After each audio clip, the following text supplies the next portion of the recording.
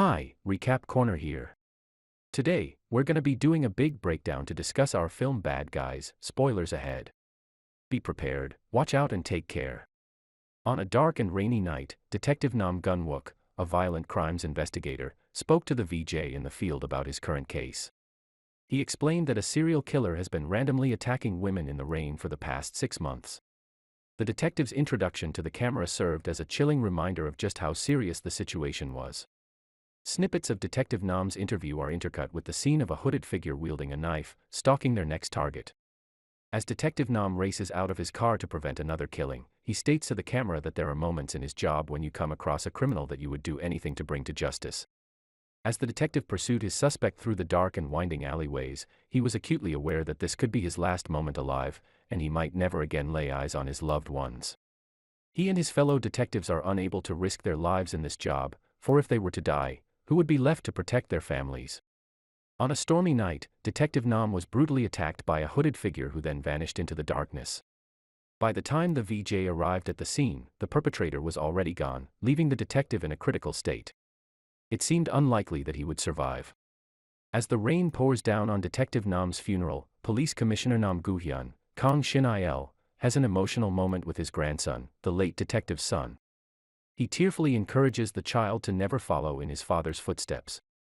It is here that the audience discovers that the late Detective Nam was Nam Gu-hyun's own son. Subsequently, he meekly inquires about an Gu-tak, causing the officer to question why he was so eager to find that wild canine. Gu-tak gets ready to leave his apartment, only to find himself face to face with Mi-young. She had tracked him down to ask for his help in catching the criminal responsible for Nam's death, and Gu-tak reluctantly agrees. As Mi-young heads out, Gu-tak notices a photo of Nam in her wallet, and he finds out that the two were very close, and that Mi-young blames herself for his death. Gu-tak barely has a chance to take a bite of his food before he is summoned outside by Commissioner Nam, who offers him an opportunity to rejoin the police force and take revenge for his son's brutal murder. The commissioner promises that if Gu-tak succeeds in finding the killer, his rage and resentment will be alleviated.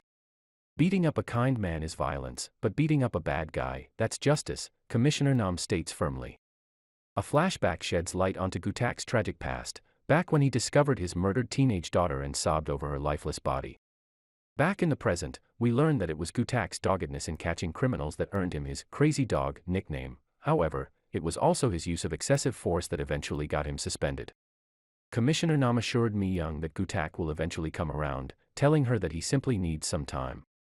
Commissioner Nam's words about violence and justice lingered in Gu-tak's mind as he witnessed two men harassing a woman on the street. Although he initially seemed to ignore the incident, he eventually decided to take action and grabbed a wooden stick to confront the hoodlums. When Gu-tak grabs one of the men in a chokehold, Mi-young, who has been trailing him, intervenes before he can kill the guy.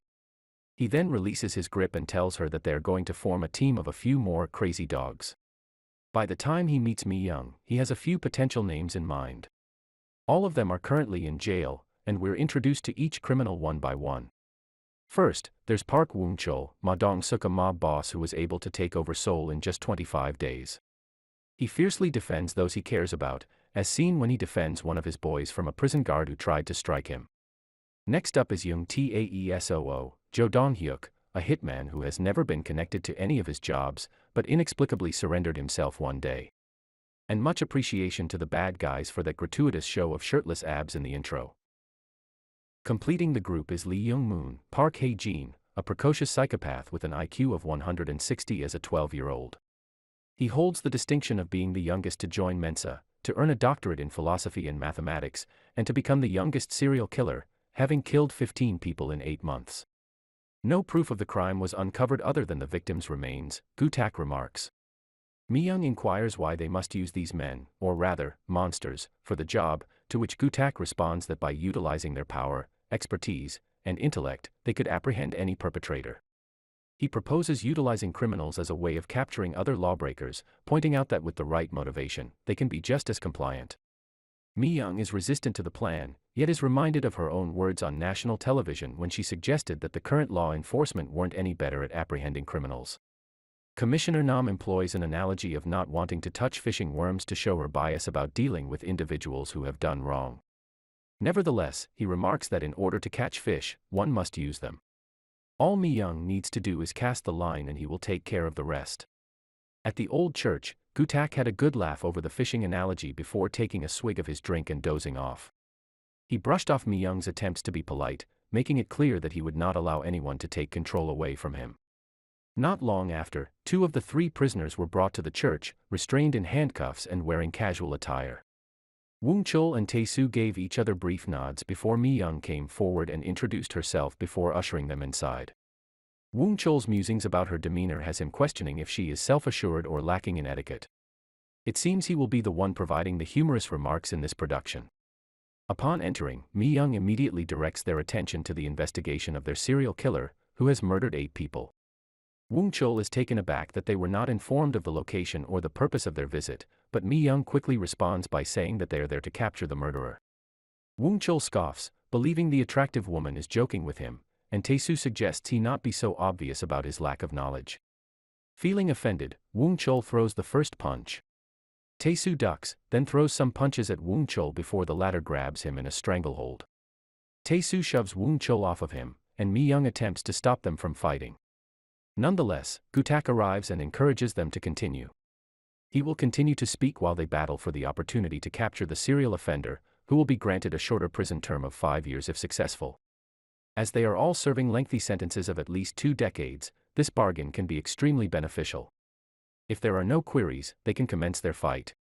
Woong-chul queries Mi-young to find out who the unfamiliar gentleman is and is told that Gutak is the detective in control. He is then informed that although they are not restrained with handcuffs, there is a lengthy list of regulations such as abstaining from drinking, interacting with women, driving, using violence and weapons that they must adhere to, thus restricting them of most activities. Gutak gently encourages them to enjoy all the things they want, while also suggesting that they wear ankle monitors. He quips, "How can anyone live without liquor?" Woong-chul and Tae-soo express their disdain for having to wear an item of clothing usually reserved for those convicted of sexual offenses in Korea.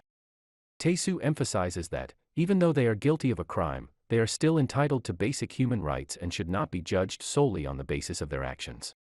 Gutak chuckles, citing that it's the person who commits the crime. Tae-soo's a murderer and Woong-chul has a laundry list of crimes to his name, and as such, they should gratefully accept these terms. Human rights is something they can cry for after their release into society. When Woong-chul grabs Gutak's shirt, he is reminded that he was given the courtesy of being spoken to in a respectful manner. Gutak then sternly warns him not to mess with what he can't handle, or else he will be the one to suffer the consequences. This causes Woong-chul to retreat. However, our group now has a bigger problem to contend with. Young-moon is nowhere to be found. Young-moon took advantage of a moment of inattention to attack the first policeman, then he pinned the second one to the wall and put him in a chokehold. After Young-moon threw the policeman from him, he seized a toilet lid and hit him across the head with it. Initially, Gutak seemed to feel sorry for the cop's suffering, but then he moved away to provide Tae-soo with an opening to identify the inconsistencies in the officer's account, such as the precise cut on his face and his lack of dirt-laden hair. Gutak reappeared with a plunger in hand and gave an intimidating look. He was outraged that a police officer would give a false statement and take money from people who have worked hard to pay their taxes. Gutak covers the officer's mouth with a plunger in an attempt to make him confess, but before he can, the other cop enters and reveals that only one of them had accompanied Young-moon to the restroom. Young-moon's entrance was anything but subtle, as he forced the door open, snapped the head off the mop, and brandished the sharp edge at the officer. The cop's panicked cry alerted his partner, who was quickly overpowered before he could access his gun. It was an eerie moment when Young-moon opened the stall door. Young-moon managed to get the keys and escape, and Gutak informs them that it's up to them to track him down. Woong-chul is hesitant to help the detectives, but Tae-soo believes otherwise. Unless Woong-chul wants to stay in jail forever, he should help locate Young-moon. Woong-chul is promised 4 years less in prison if he succeeds in finding the missing psychopath, and he inquires if using force is allowed. Mi-young responds that it can be done, as long as he doesn't kill anyone. Woong-chul humorously remarks that he can't guarantee that. Tae-soo happily agreed to the proposition of locating Young-moon once they had put on their ankle monitors, and Woong-chul gave a thumbs-up gesture in response, much to everyone's amusement. Gutak is confident that Young-moon is going to track down his ex, Yang Eugene, who was almost his next target. As expected, Young-moon is on a train to locate Eugene. Even though Gutak is uncertain of Eugene's present whereabouts, he is aware of some individuals who may have knowledge of her. He leaves Woon Chul and Tae-soo with an allocated hour to obtain any pertinent details, and Mi-young is perplexed by how much Gu-tak knows about Young-moon's situation, pondering if he has not been completely honest with her. When she fails to receive a response, she inquires whether they can trust the new hires. He retorts, "Do you know the driving force behind a person's behavior? It's desperation. You'll find them to be highly motivated, since they have nothing to lose." It's quite amusing to observe the conversation between Woon Chul and Tae-soo as they decide who should administer the beatings with a quick "you, me." Woon Chul is able to clear the nightclub, and there is a scene where an individual twice his size blocks his path. The next scene shows the giant being thrown into the club like a rag doll. It's hilarious. After that, Tae-soo goes to a storage facility where he is tasked with another mission. This scene shows the contrast between Woon Chul's brute strength and Tae-soo's agility and precision. Tae-soo easily defeats his opponents with powerful strikes from his hammer, and with a dramatic flying kick, sends the hammer whizzing close to the boss's head. In the end, Woon Chul and Tae-soo make it back with time to spare, discovering that Eugene is in Busan. Miraculously, Young-moon was able to figure out her location and was already there, getting into a taxi.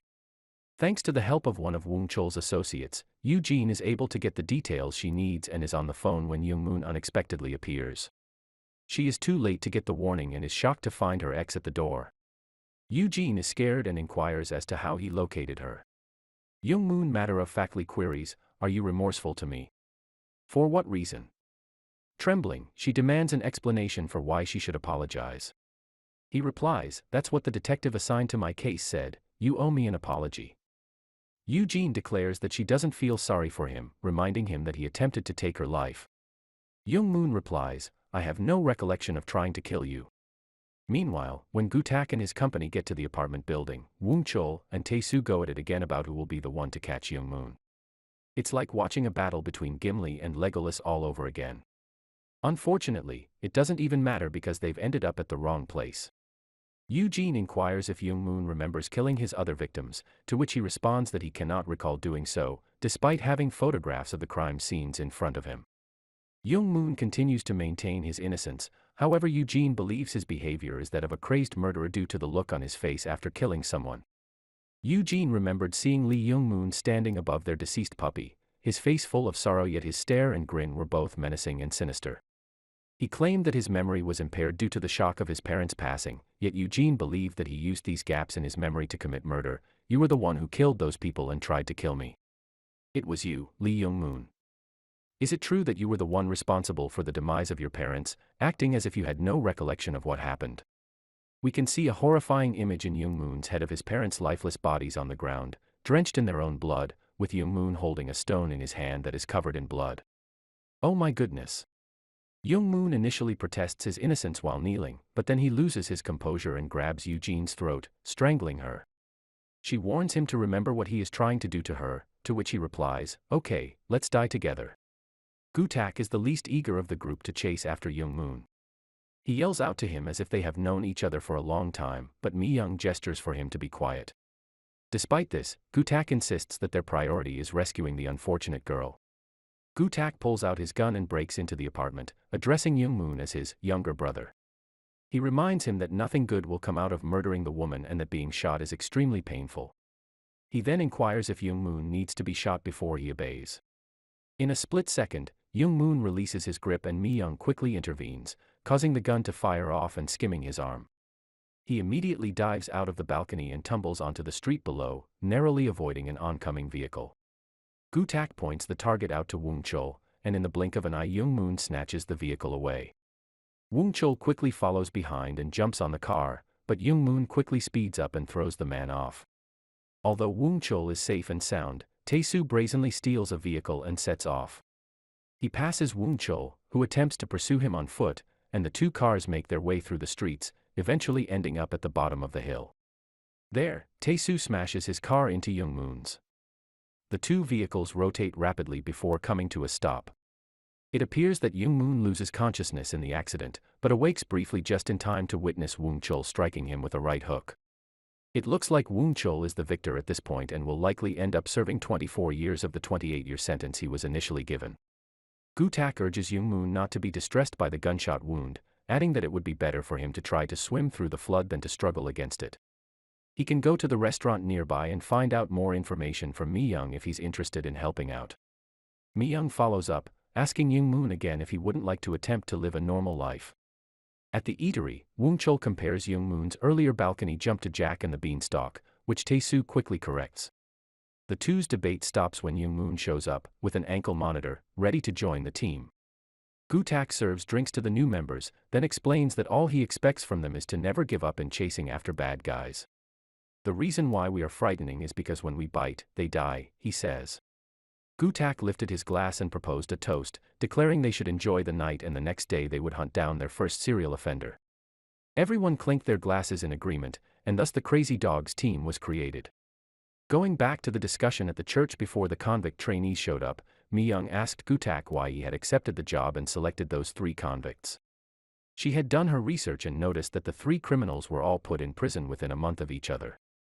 Moreover, Gu-tak's suspension happened 1 month after that, which sparked an angry reaction from him.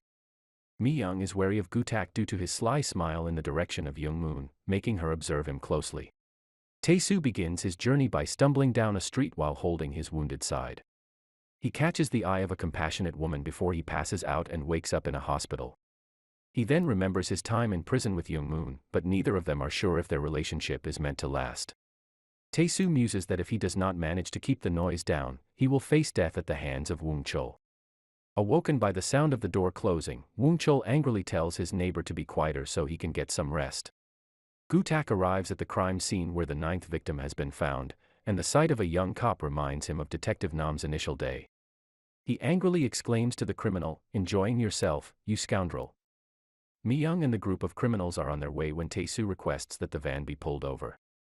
He remembers the area, but doesn't directly mention it. Instead, he politely asks for a brief break, guaranteeing that it won't take long. Gu-tak giving his consent, Tae-soo goes to the house from his memories. In search of Park Sun-young, he is confused upon seeing a different woman open the door.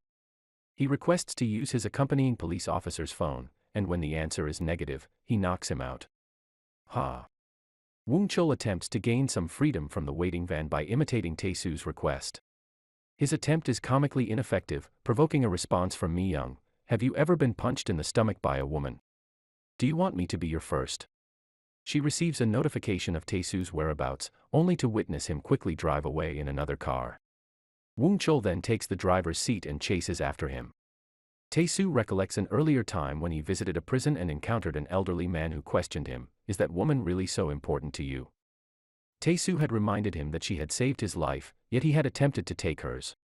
He was questioned about why he gave himself up to acknowledge his wrongdoings instead of staying to shield the woman, which still hurts Tae-soo. "You chose to relinquish that woman to reduce your own troubles."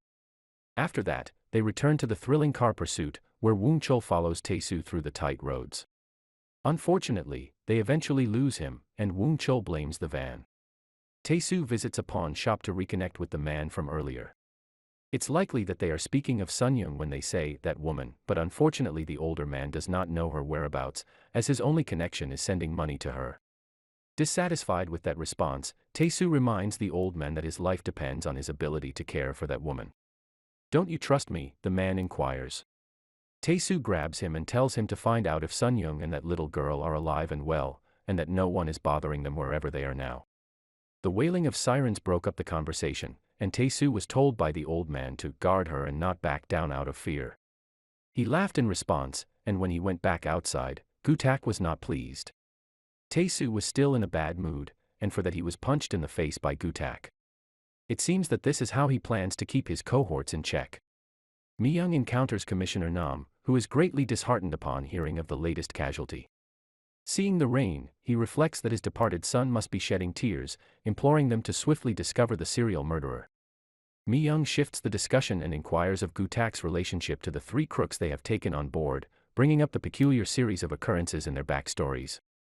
Knowing Gu-tak is aware of Young-moon's history, Commissioner Nam still encourages her to leave the task to him. Gu-tak is starting the investigation, providing his tracking dogs to track down the murderer that day. He mentions that the people in this area have it pretty tough, something the criminal can understand. He then states, "Let him experience how harsh and dangerous life can be." Let him know that it's better for him to keep his mouth shut and die than to feel the wrath of you all who have taken this kind of crime to a whole new level. Young Moon contemplates the most recent crime scene and assumes, you have done this before, haven't you? Tae-soo takes note of his words and demands an explanation before he can depart. Young Moon sternly cautions him to be mindful or else he will be killed, an ultimatum which Tae-soo responds to with a similar threat.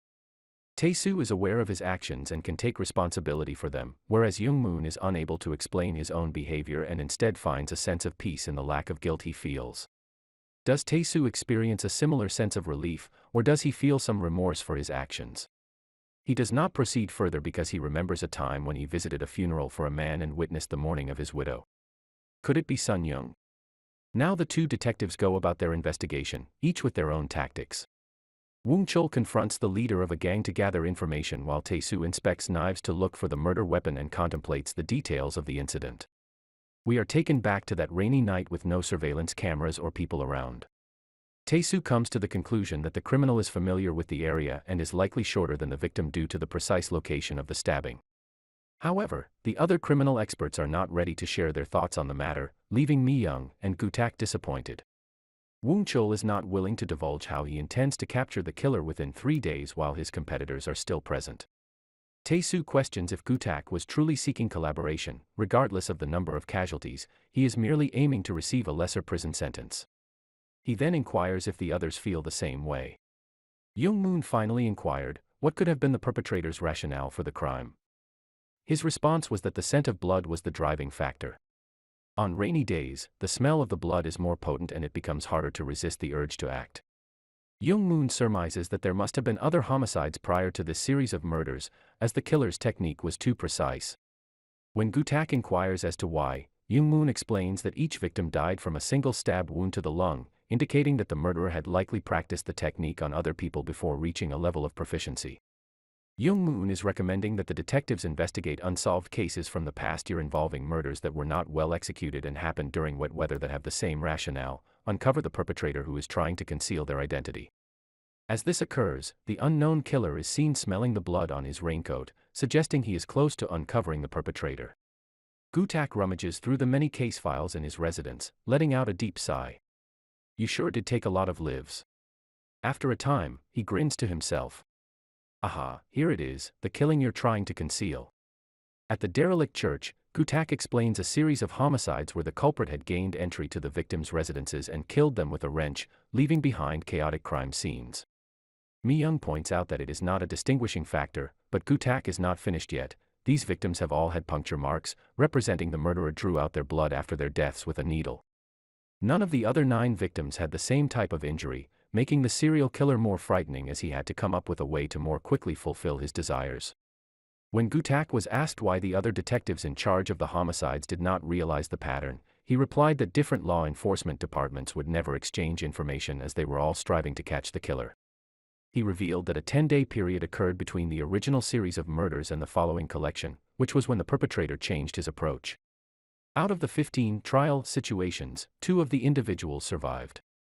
At the same time, Woong Chul informs Chul-ju of a murderer's ability to enter homes without leaving a trace. Seeing a nearby store, he interrupts Chul-ju to inquire as to where people go when their locks are damaged. When Chul-ju failed to connect the dots, Woong Chul had to give him a gentle reminder, a locksmith. It's a place people visit when something is wrong at their house and no one suspects the person who works there, making it a smart choice.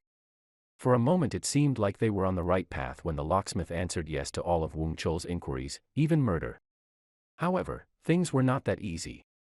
Gu-tak intervened in time to hit Woong Chul in the face and remind him of the reality.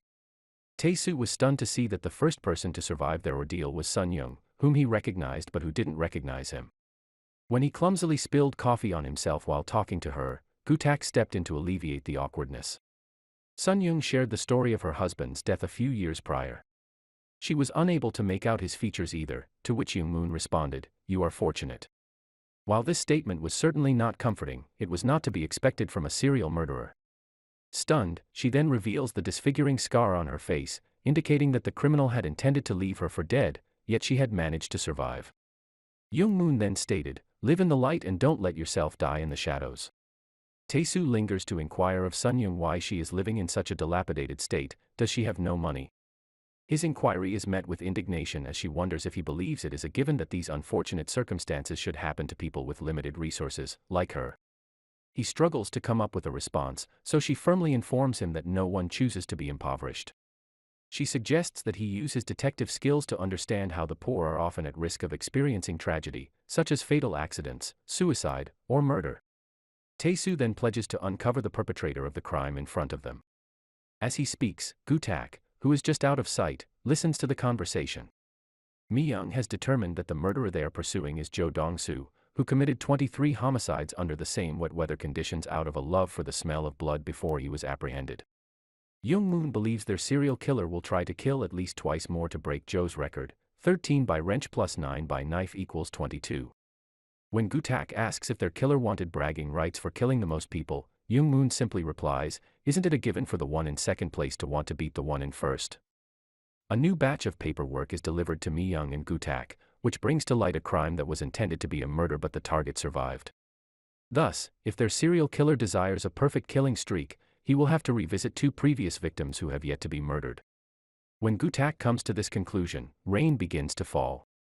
Team Crazy Dogs leaves, and Woong-chul and his associates spread out in the vicinity. He runs into someone while entering a shop and realizes the other person is bleeding from their contact. He confronts the individual, who is hiding under an umbrella, and gives chase when they start to flee. Everyone then splits up when they reach the destination. Tae-soo rushes into Sun-young's dwelling to discover that it is empty, and Gu-tak takes out a gangster, only to realize that they are working together. Unfortunately, he is unable to identify the perpetrator, leaving him feeling extremely frustrated. Woong-chul pauses to investigate a shadowy area, only to be ambushed from behind. Oh no! It's the serial murderer. It appears as if he has been pierced by a blade initially, but, on closer inspection, the camera reveals he had managed to catch the knife with his hand. Ugh! The murderer is then trapped against a vehicle, but he manages to snatch the knife away and slashes Woong-chul across his head. Young-moon finds Woong-chul lying on the floor and bleeding, and instead of chasing after the criminal, he offers a helping hand. The serial killer returns home and cleans off his bloody raincoat. His knife is a twist-off, so he pours the blood inside into a vial and places it with the others. Tae-soo hesitates nervously before unzipping the body bag, worried it might contain Sun-young. Thankfully, the surviving victim who heard her sister's death is the one in the bag. Simultaneously, Gu-tak receives news that the killer's fingerprints were identified. One of Woong-chul's henchmen has been apprehended by law enforcement, leaving him perplexed. Mi-young is puzzled as to how the authorities were able to come across the proof so quickly, but Gu-tak emphasizes that the most critical point is that the criminal has been caught. Young-moon has a different opinion. He isn't the right person. If he were, then the murderer wouldn't be scared and appearing on TV. Tae-soo calculated that the murderer was shorter than his past victim, 170 centimeters, but they arrested someone taller. This means they got the wrong person. The rain then began to fall again like clockwork. Tae-soo realizes that Sun-young is the next target and dashes off. We watch as she is trailed by a shrouded figure, and she quickens her steps out of fear. Surprisingly, the figure passes by without doing anything. Soon after, she comes across the locksmith who helps her pick up her dropped items. Despite her initial refusal, he persists in escorting her back home, but then he lunges at her with a wrench and drags her away by the hair. Tae-soo slams the locksmith/serial killer into a car and takes out his knife instead of his wrench. He says it's going to be fun, but then notices something in the reflection. It's Tae-soo, who punches the perpetrator and tells him to apologize. The criminal starts to laugh, though, and Tae-soo decides to treat him like an animal. He punches him repeatedly and demands that he beg for his life just as his victims did. The murderer pleads with Tae-soo to spare him, but Tae-soo is not inclined to show mercy. He takes the knife in hand and is about to take action when Gu-tak's voice rings out from a distance. It takes Tae-soo a few seconds to comprehend that this was part of Gu-tak's plan to apprehend the killer. He is left dumbfounded by his friend's cunning. When Gu-tak doesn't respond, Tae-soo prepares to attack, only to be hit by a shot from Gu-tak's weapon. Officers appear to apprehend the murderer and Gu-tak. Commissioner Nam commands Gu-tak to imprison his tracking canines until they can be of aid once more. Mi-young queries Gu-tak as to why he fabricated the story of uncovering incriminating evidence when none was actually present. Gu-tak explains that he wanted to provoke the real culprit into committing another crime so he could be caught. When Mi-young guffaws at his ruthless tactic of catching criminals, Gu-tak quickly corrects her. Young Moon is in charge of the questioning, asking why there were only 22 containers of blood instead of the 23 that would correspond with the number of victims he had slain. The murderer is completely unaware of what he is being asked, since he had only murdered 22 people. Young Moon drops the photos of the murdered people and demands the killer point out who he did not murder. Tae-soo storms in and takes hold of Gu-tak, asking him why he used Sun-young as bait. Gu-tak brings up Tae-soo's own words, he only cared about his own jail sentence and not the lives in danger. Gu-tak might not realize how important Sun-young is to Tae-soo, but if Tae-soo acknowledges that all lives are as important as hers, then he will not speak so carelessly about them. Tae-soo releases the serial killer, but Woon-chul soon arrives and punches Gu-tak. Later, in the interrogation room, the criminal reveals that there was one woman he did not murder. He had been tracking her for 3 months, but abandoned his pursuit when he thought he heard someone else in the vicinity. At that moment, the police officers entered the building in order to apprehend the perpetrators of the crime, the 3 offenders. Gu-tak remained silent until after they had been taken away. Once the chase was completed, it was time to detain the detectives. The woman groped her way along the wall, using her phone as illumination, before she reached the door. She cautiously peered out to make sure no one was around before swiftly locking the door again. In a state of panic, she dialed the police and described her terrifying situation in a trembling voice. She implores them to hurry and rescue her as the clattering of the door handle behind her haunts her. After a moment of terror when the sound ceases, the entrance slams open, causing her to let out a shriek. Later, Commissioner Nam welcomes a high-ranking officer into his office, offering him a meal as a reminder that law enforcement officers must maintain their energy to apprehend wrongdoers. However, the primary purpose of the discussion takes the spotlight as Commissioner Nam reprimands the officer and his team for their failure. Commissioner Nam yelled in frustration due to the 4 hours they had wasted, which ended up costing a woman's life. He rejected the policeman's explanations such as the prevalence of murder in the area and the difficulty of accessing the crime scene. He ordered the officer away and then picked up the phone to give a new command, let the mad dogs loose again. Soon enough, Gu-tak visits each of the newly imprisoned wild dogs and is glad to find that Tae-soo is recuperating. He starts to think that Tae-soo must be mad at him for shooting him in the shoulder, but Tae-soo isn't the type to hold a grudge. I just get rid of them. Gu-tak confronts Tae-soo, asking if he intends to take his life. He cautions Tae-soo to not reverse course and go back to his former lifestyle, or else he will be wandering without direction for the rest of his days. Tae-soo then asks what it is that Gu-tak wants. Stay true to your word, he replies.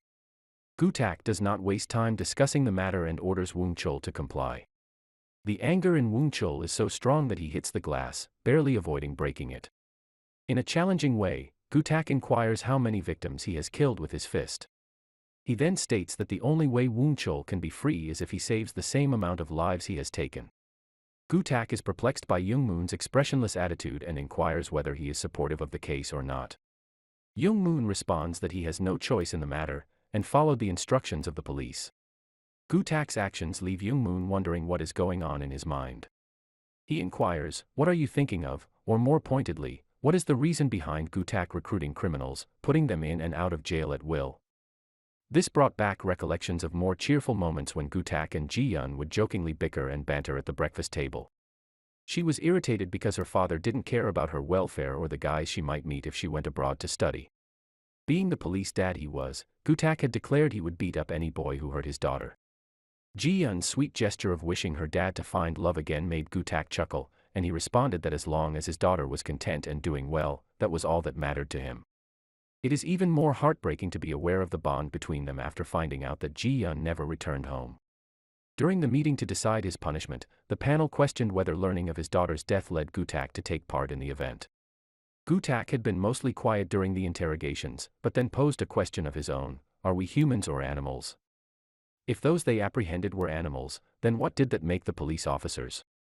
They were ensnared in their own chase and eventually became the same as their prey. How could the members of the disciplinary board in their formal clothing understand what he was experiencing? Gu-tak declared that he had no time to ponder his own feelings until he can locate the perpetrator who murdered his daughter and bring them to justice. When Mi-young and Gu-tak make their way to the church, they were quite certain that the hunting dogs would be there. They know how it feels to anticipate something. Hope is like a stimulant. And of course, there the criminals were, on the spot. I was expecting them to be there, but the background music really added to the intensity of the situation. Gu-tak then shouted out, "You ready to hunt?" Mi-young outlines the purpose of Team Crazy Dogs: to handle cases the police are unable to crack and apprehend criminals who are still at large. If they are successful, they will receive credits towards their prison sentences until they are released.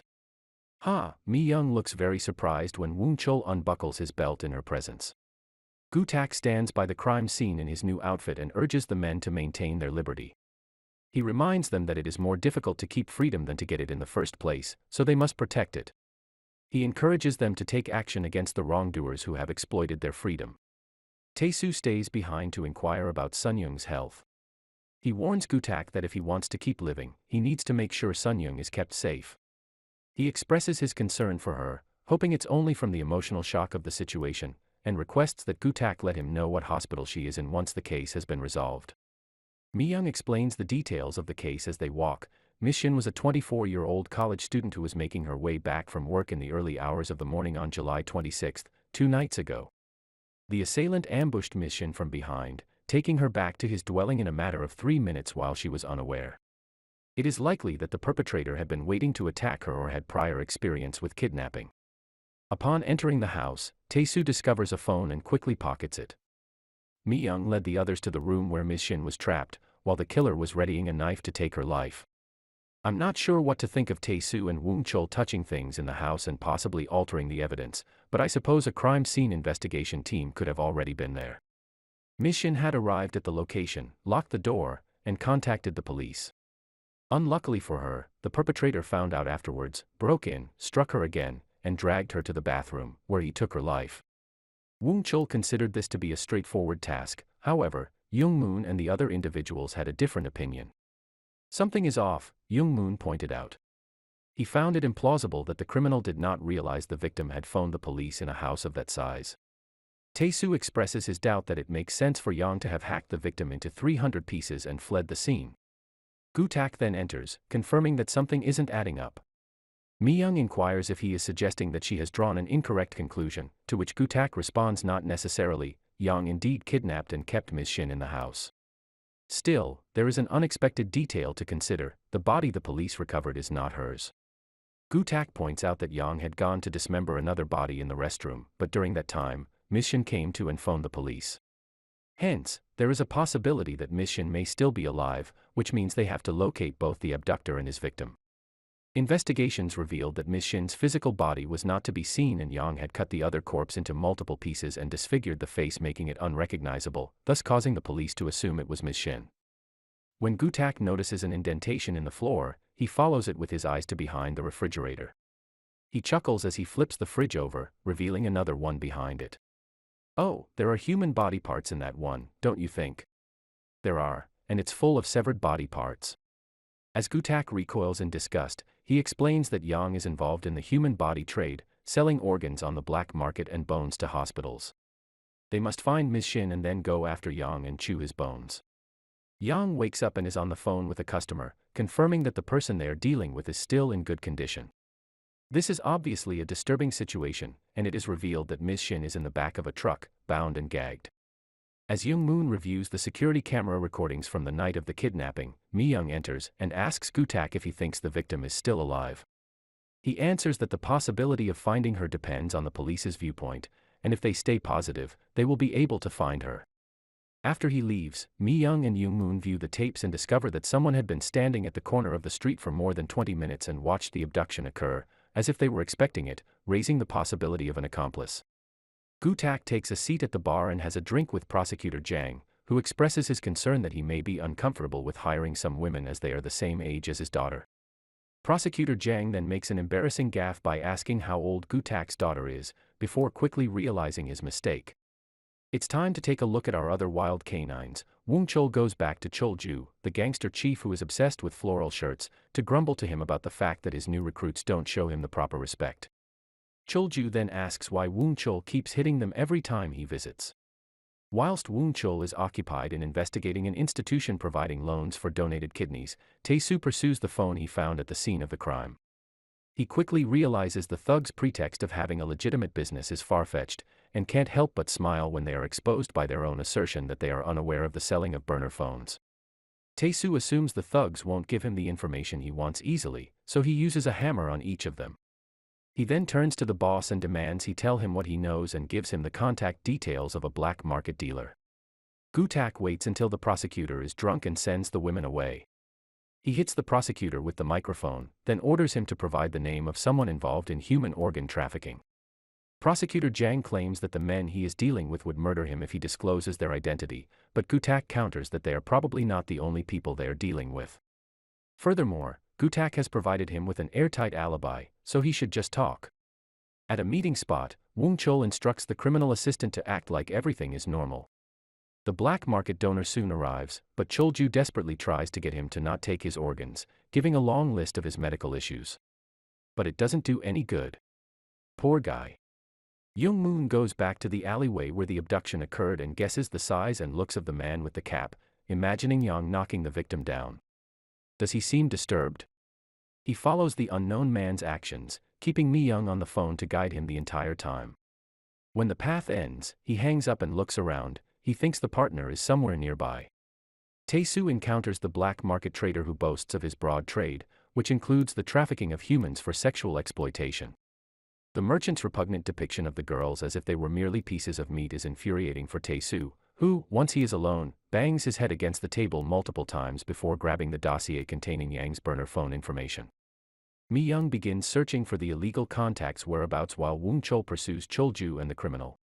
Despite the objections of another gangster, Woong Chol is undeterred in his quest to save Cholju, refusing to leave one of their own to die. This exemplifies why gangsters nowadays are known as thugs. They always put their own interests first.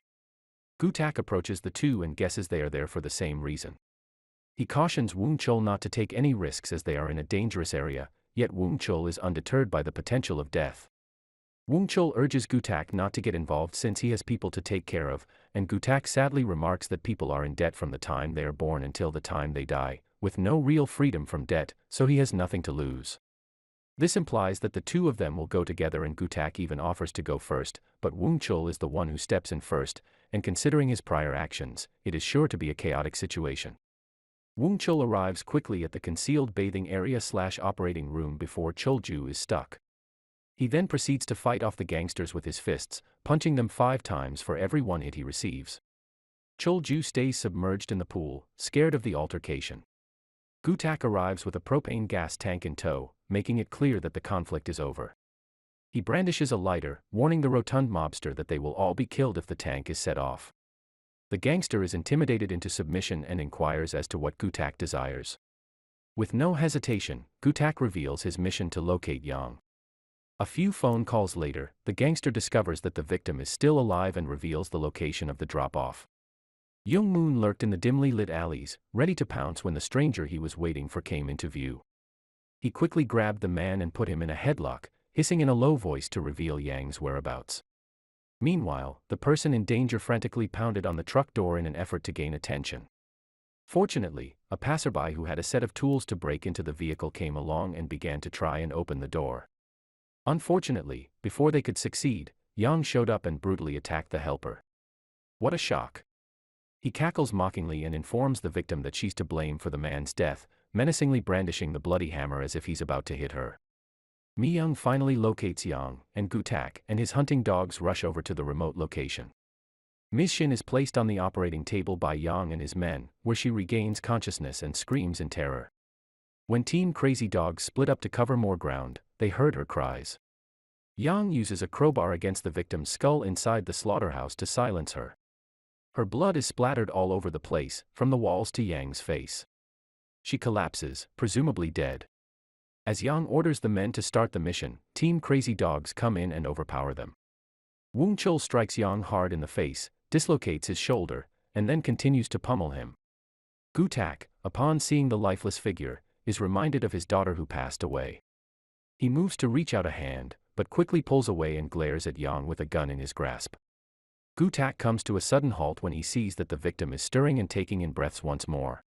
He breathes a sigh of relief as the police escort Yang and his gang away. Gutak can't help but comment on the fact that Yang still has one functional eye, before lightly bumping heads with him. Mi Young joins them and confirms that their faith in the victim paid off, as they were able to rescue her. Gutak glances at the person who had just been reunited with their parent, and both of them silently express their appreciation for each other. Afterwards, he questions his loyal canines about the experience of aiding in such a rescue. Gutak explains that true joy lies in bringing joy to others, and encourages Tae-soo to remember this feeling. He then gives Tae-soo the address of the hospital where Sun-young is located. To everyone's amusement, Woong-chul attempts to join him, but is soon put in his place. Young-moon worries they'll all be sent back to prison, but Gutak reassures them this is just the beginning of something. Woong-chul discovers a hidden place to finish his sentence, assuming he only has 19 years left, so it looks like all three of them will get 5 years taken off. A van pulls up and takes him away in fear, as tense music plays. Uh-oh. As the news reports on Yang's detention for human organ trafficking, the camera shifts to Woong-chul being forced to kneel in an abandoned building. His captor is a smartly dressed man whom Woong-chul instantly acknowledges as Hyung-nim. Interesting. Young-moon visits a task agency and is given the task to locate someone, a male with a scar on his forehead who ran an errand agency 2 years ago. When asked where the scarred man resided, Young-moon peers over the manager's shoulder and answers, "Over there." We are taken back in time to when Young-moon asked the unsavory-looking scarred man to follow him and take pictures to prove whether he really does murder people. I find it fascinating that he has these memory lapses.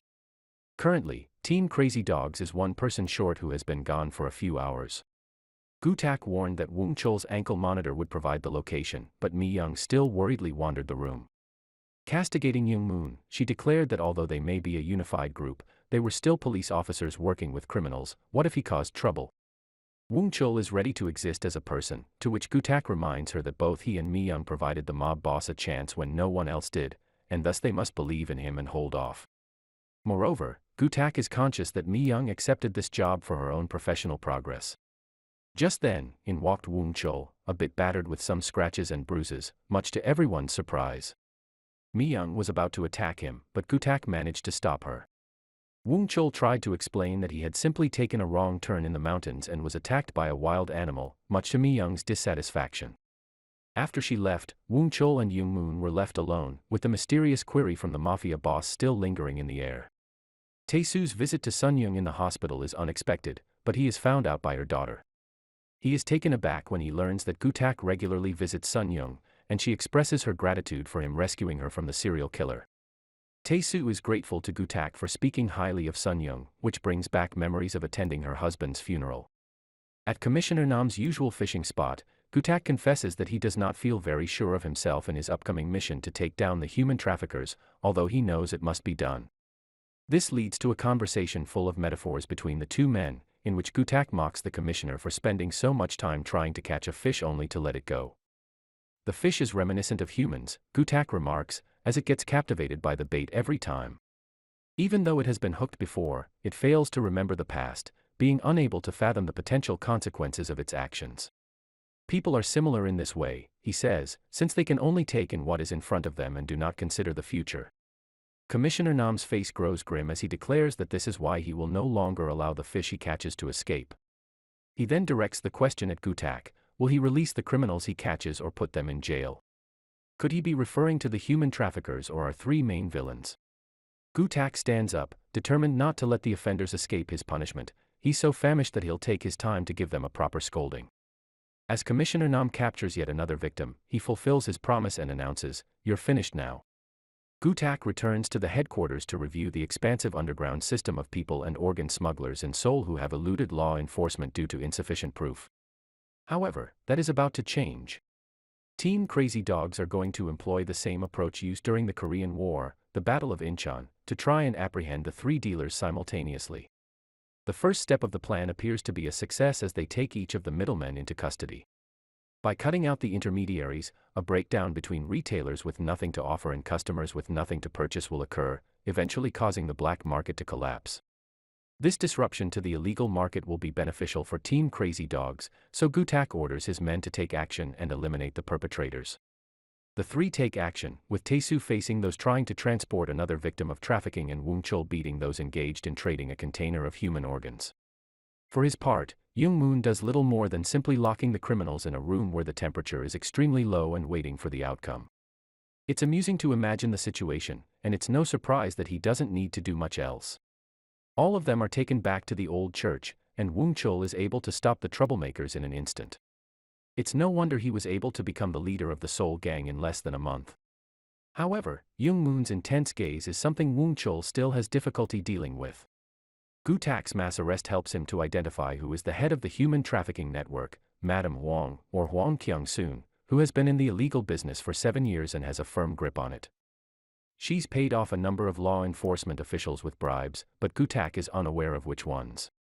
Commissioner Nam disapproves of their fellow officers succumbing to such temptation, but Gu Tak acknowledges that money speaks louder than words and blames society for it. As such, they need to act quickly and decisively in their plan of attack, which is set to occur tonight. Are you going to send Gu Tak to convince the high-ranking individual in the smuggling business to divulge information about Madame Huang? Mi Young has cautioned him that he may regret not divulging the information to her. Tae-soo takes a no-nonsense approach by immediately locking the door and announcing that he will only pose the question of who Madame Huang is 3 times. If the person he is questioning does not answer at the first instance, he will stab their hand with a pen, and again if they don't answer at the second attempt. Tae-soo switches tactics for his final inquiry, inquiring if Mi Young is a cop. He indicates himself and requests, "Do I look like a policeman to you?" The boss shakes his head in response. Before departing, Tae-soo takes out a pencil, prompting the man to confess. He drives the pencil into the top dog's hand as a final gesture. It's time to find out how intimidating Madame Huang can be while she utilizes a doll to demonstrate to a young boy how significant an eye is worth, 130 million won, roughly 130,000 US dollars, or the sum of his dad's obligation. Her mellow voice is truly alarming as she inquires as to whether it's a good or bad thing to obtain somebody else's cash without repaying them. The kid suddenly realizes the severity of the situation and begins to weep. Madame Huang is not sympathetic to the child's tears, and to demonstrate her point, takes away the marbles he was holding. Gu Tak and his team of officers are aware that they need to be very discreet in order to gather evidence to make an arrest, as only a few policemen know about their mission and they're uncertain about who in the force they can trust. The reward for the dangerous task, a 10-year sentence. Simultaneously, the small boy weeps at the sight of his bruised dad being pushed into the room. Madame Huang instructs the kid to be his dad's vision now and then instructs her men to start. Good heavens, you're not going to take out this person's eyes in the presence of his son, are you? Fortunately, she didn't, but it's still messed up. Gu Tak and his group of crooks enter the building, leaving Mi Young and the other officer to wait in the vehicle. He manages to get past the guards by implying they need to pay their debts to the madam, though they all have to give up their cell phones. Gu Tak is taken to meet with Madame Huang by himself, leaving the others to explore the area, supposedly so that they will be able to provide a cover story for the gang later. Everyone is separated, and when Young Moon remarks that something is amiss, the mob boss remarks that they are being very well-mannered. Young Moon's prediction is proven correct when the criminals refuse to give away their destination. Before the words have barely left his mouth, a gunshot echoes from the elevator, where Gu Tak is struggling against one of the gangsters in the cramped area. Young Moon acts swiftly to take out a thug who had a knife and was going to attack Woon Chul. At the same time, Tae-soo drags the knife-wielding criminal into a bathroom stall to fight them off. Gu Tak brandishes his gun at the henchman in the lift as the lights flicker on and off, ready to fire. Meanwhile, Young Moon ponders who could have informed Madame Huang, while Tae-soo informs Mi Young of the situation. Unfortunately, the policeman seated beside her knocks her unconscious as soon as she hangs up. So, it turns out that Gu Tak was the one who informed Madame Huang of their approach by sending her a text. Fortunately, he is unharmed and leaves the injured subordinate in the lift. Glancing up at the security camera, he speaks into a walkie-talkie that is connected directly to Madame Huang, who is on tenterhooks in the monitoring room. Gu Tak stares intently into the lens, lifting his firearm and pointing it straight at the viewer. The woman before him appears to freeze in fear. "I'll be coming after you," he warns, then pulls the trigger, leaving the screen in darkness. Young Moon states that he is searching for a way out, to which Woon Chul wonders if he plans to abandon their squad and save only themselves. However, that is not Young Moon's intention. What they need is more support than just the two of them. It appears that Madame Huang has the SWAT team in her control. They are not pleased to be there but agree to deal with Team Crazy Dogs. Madame Huang then dispatches a group of youngsters, most likely with parents who owe her money, to tell all of the gangsters in the building to hunt down the dogs who are hiding inside. All wireless and mobile communication will be cut off and the building will be shut down. The command is to terminate all of the creatures and bring their bodies to the upper level. So the pursuit starts. Woong Chul is placed in a chamber and beaten with baseball bats until Young Moon runs in and smashes a large painting frame against the criminals. Unfortunately, just as he is taking Woong Chul out of the room, another gangster stabs Young Moon in the back. The stunned expression on Woong Chul's facial expression is heartbreaking. Before long, Woong Chul is rushing towards the hooligans with a fire extinguisher, and then leads Young Moon to a secure location. To their shock and horror, the place they find themselves in is filled with eviscerated bodies. It's absolutely terrifying. Woong Chul inquires why Young Moon halted to aid him instead of chasing the locksmith serial killer. "What would you do if you were in my place?" Young Moon replies. He then asks, "Do you know what is my purpose for doing this job?" Woong Chul assumes that everyone else is doing it in order to receive a lesser punishment. However, Young Moon states that his motivation is different. He wants to understand himself. He is questioning whether or not he is responsible for taking lives and if it is possible for him to make amends by saving people. He is driven to discover the answer, with the hope that it will touch his heart if he is able to save lives. Woong Chul rises to see if the area is safe, and Young Moon's injury, which is causing him to bleed, indicates that he may not have much time left. In addition, the SWAT team is so effective that they easily follow the trail of blood to the morgue. Woong Chul stands outside, torn over the situation. The sharply dressed mafia boss gave Woong Chul a 2-week deadline to take out Young Moon. If Woong Chul is successful, he will be given his freedom. If the task is not completed, Woong Chul will be the one to suffer the consequences. It is in response to the death of the mafia boss's daughter, one of Young Moon's victims. It doesn't take much time for the SWAT squad to locate Young Moon, and the chief makes it obvious that it's money that is the reason for his faithfulness. He commands his men to put an end to Young Moon, who attempts to protect himself, yet ultimately falls to the ground due to his injury. The police officers began to hem in Young Moon, and Woong Chul burst in through the entrance. He shouted at them and asked if they thought this was right, criticizing them for their lack of ethics. Woong Chul flings his fists around and throws the SWAT members coming his way, taking advantage of any and all materials available. The SWAT chief pulls out his firearm and targets Woong Chul, and in an instant, Tae-soo grabs the gun, dismantles it, and brings down the head of the team with it. To add to the joy of the situation, Tae-soo remarks to Woong Chul that he just rescued him.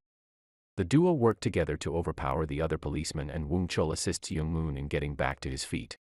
Gu-tak quickly locates the three on the security cameras in the control room and decides to join them. He has an idea on how to escape the building, but will the others agree to it if he shares the details? We had observed Gu-tak studying the building's plans earlier in the episode, which now comes in handy. They can use a malfunctioning emergency lift that can be activated by a switch to travel up to the 15th floor. The plan is to get to the top, bypass as many of the gangsters as possible, take Madame Wong hostage and force her to obey their orders. Gu-tak isn't afraid of the potential consequences of heading up to the 5th floor and flipping the switch. His outlook is that no matter what, life is short, and so there is no reason to live cautiously. Tae-soo will be the one to manage the switch, using the same lightning-fast technique he's renowned for to conquer any adversaries. As Tae-soo ascends the stairs, Gu-tak's voice resonates in his head. If there's even a slim opportunity that they can make it out alive, isn't it worth striving for? Tae-soo makes his way to the fuse box to attend to the broken wires for the elevator. Meanwhile, Gu-tak begins counting, and we get a glimpse of Mi-young, who is tied up and silenced yet manages to saw away at the ropes with a piece of shattered glass.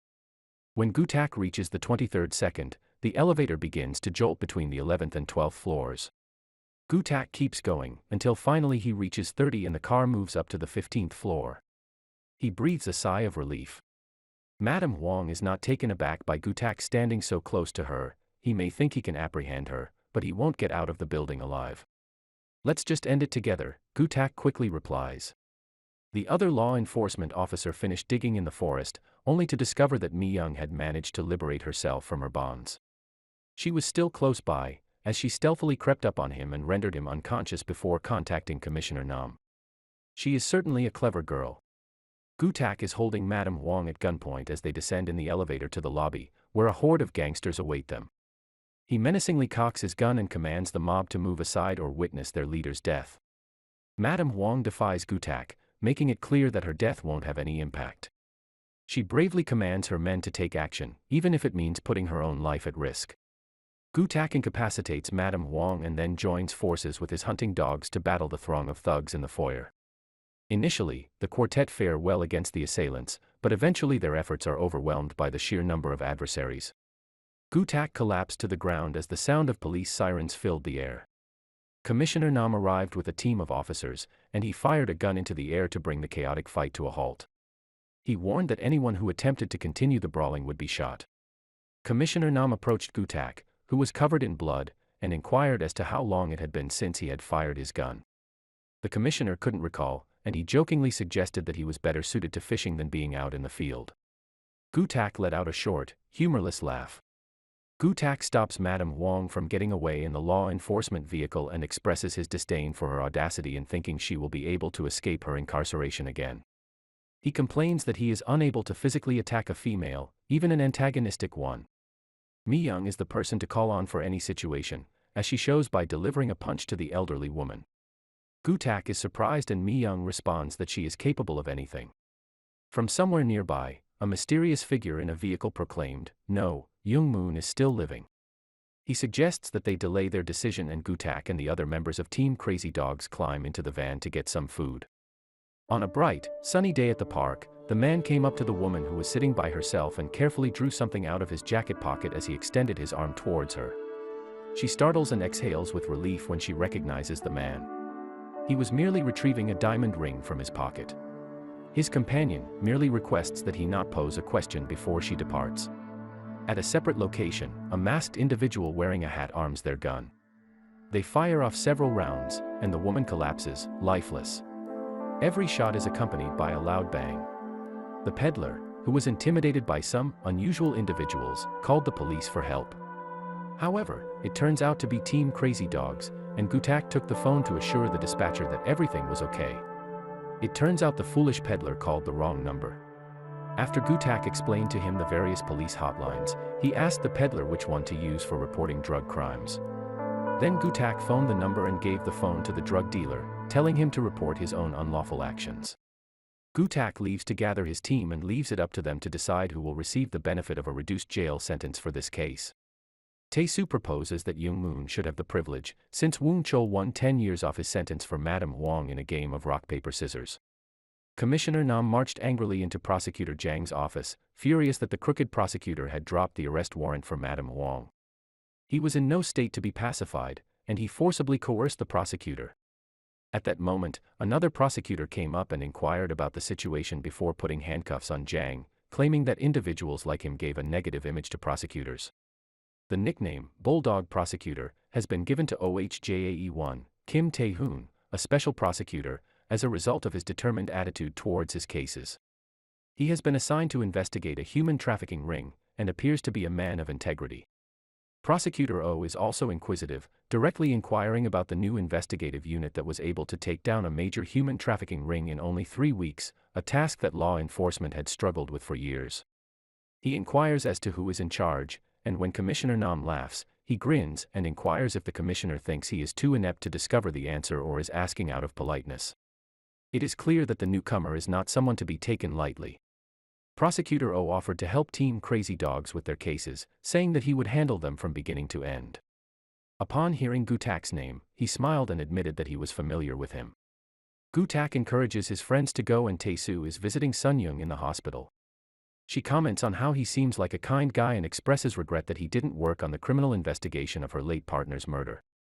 Shortly after his demise, she heard that the perpetrator had surrendered. Is it accurate to say that Tae-soo was the one responsible for her husband's death? Regardless, Sun-young was unable to confront the murderer and inquire as to why he had taken her husband's life. What was the motive? Would Sun-young accept an apology from the murderer if he was genuinely regretful of his actions? To this, she responds that killing someone is not an error, but rather a serious offense. Tae-soo appears to understand her point of view and Sun-young emphatically declares that she will never pardon the perpetrator. He doesn't need to come to see her anymore as she will be leaving the hospital soon, and she refuses to stay any longer as she needs to earn a living. This confuses Tae-soo, who thought he was supporting her financially, though it was done secretly. Sun-young has not received a single cent, which leads Tae-soo to realize that the pawn shop owner from episode 2 had deceived him. When Tae-soo returns to the shop, he finds it deserted. Outraged, Tae-soo implores Gu-tak to tell him what it would take for him to be allowed to commit a murder. There is someone he needs to eliminate, and he would agree to any demand if granted permission to take this individual's life. Tae-soo expresses his fury and regret, which is echoed by Gu-tak, who stops Mi-young from scolding him. He states that if he can't take revenge, he cannot face the woman again as it would be too painful. Mi-young reminds him, in informal language, that they are collaborating with criminals who need to be kept under surveillance. Gu-tak argues that Tae-soo has not done anything wrong presently and that, after all, aren't criminals people as well? Do their past misdeeds warrant them to be constantly watched? Their hunting dogs won't be trying to get ahead like Mi-young is, they'll have to endure the suffering and risk their lives, so why? He cautions Mi-young not to neglect the wounds of the offenders and abandon them. The Crazy Dog Squad unexpectedly finds themselves at the park when the remains of the victims are being removed. With Mi-young pointing out that a similar incident occurred in a different location a few days ago, Gu-tak instructs the group to look into the occurrence further. He informs them that if the case is solved, they could be rewarded with a 5-year sentence. Tae-soo discovers 2 spent rifle cartridges and backtracks to trace the shooter's route. He visualizes the shooter within himself, and claims the lives of 4 people before relocating and killing 2 more, making a total of 6 casualties with 6 shots fired. Young-moon's voice serves as a reminder to Tae-soo, but doesn't provide any useful details. Despite this, Young-moon already has a detailed description of the perpetrator, who was seen carrying their weapon in a fishing rod case. Young-moon commented on the spooky parallels between the 2 murder sprees, noting that in both cases there were 6 victims and the assailant had paused between his 5th and 6th shots. It was almost as if he was a hunter taking time to prepare for his final kill, he said, before finishing off his 6th and final target. The testimonies of the witnesses in each situation are the same, and when asked what the aim was, Young-moon flashed a smirk, which is something that has to be determined next. Tae-soo jokingly remarked that the cold, hard face looks better on him. Tae-soo's demeanor changes when Young-moon departs, and a flashback reveals that Tae-soo was carrying a photograph of Young-moon while they were both incarcerated in the same prison. Were you planning to have Young-moon killed too? Mi-young cannot help but be amused by Woong-chol's capacity to sleep with his eyes open while they were at the church. She wakes him up to tell him that the shooter had departed from both locations in a taxi.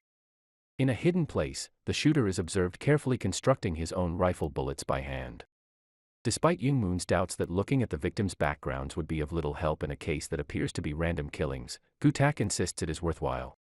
However, he is eventually proven wrong and angrily slams down a file. Gu-tak pivoted to face Young-moon and inquired about the homicides in Wyeondong that he was initially arrested for. Who were the victims? What was the reason for Young-moon murdering them? When Young-moon remained silent, Gu-tak posed the question if his offense was related to those murders. Gu-tak is wondering if the murder they are discussing is one of those where there is no motive or link between the killer and victim, also known as a "don't ask" murder. He is essentially asking if he should not question them about it either. Gu-tak inquires if Young-moon still maintains his innocence, to which he responds with a query of his own, "What do you think?" Gu-tak concedes that he had a faint glimmer of hope, but drops the subject. Young-moon states that is his answer as well. He also wants to know, but does not. Tae-soo visits a shooting range he is familiar with and speaks to the proprietor, Hyun-woo, about the murder.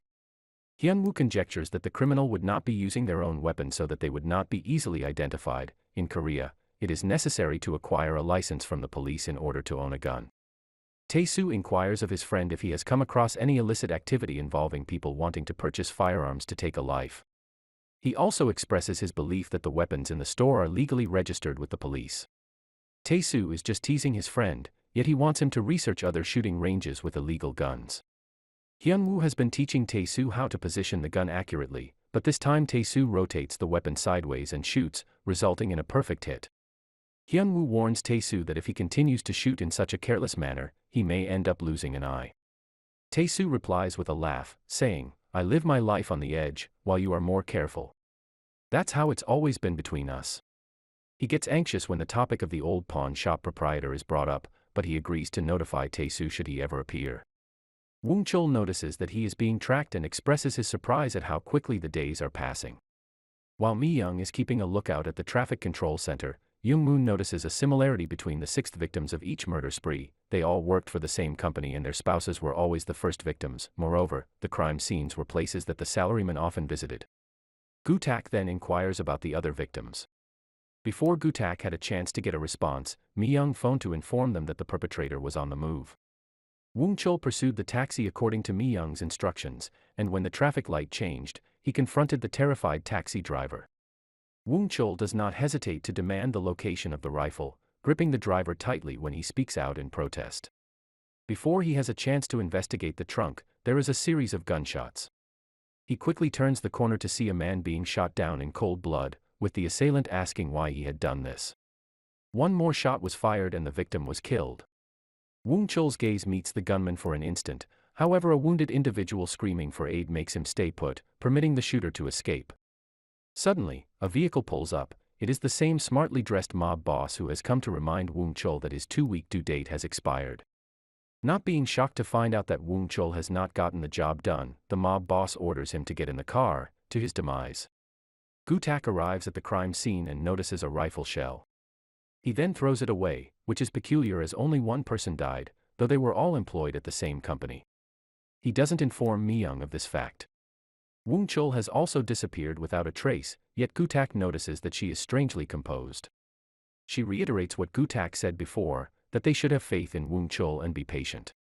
Woong Chul is being held captive by his former employer in the mob, begging for a single call. He is the only one who got a clear look at the criminal, and if he perishes here, the perpetrator will go free. I have always admired Woong Chul's strong sense of morality, and he states that they can always kill him after the phone call is made. Hyun-woo passes on the details of an illegal firearm that had gone astray 2 weeks prior. Tae-soo expresses his gratitude and then brings up the peculiarity of the media's reports concerning the most recent slaying. Usually, the perpetrator is a precise marksman, yet the execution of this mission was slovenly. One individual, who perished, was targeted twice. I heard Hyun-woo's remote response concerning the killings that sounded a bit dubious, but he halted Tae-soo from questioning him about the reason why he was wearing a brace.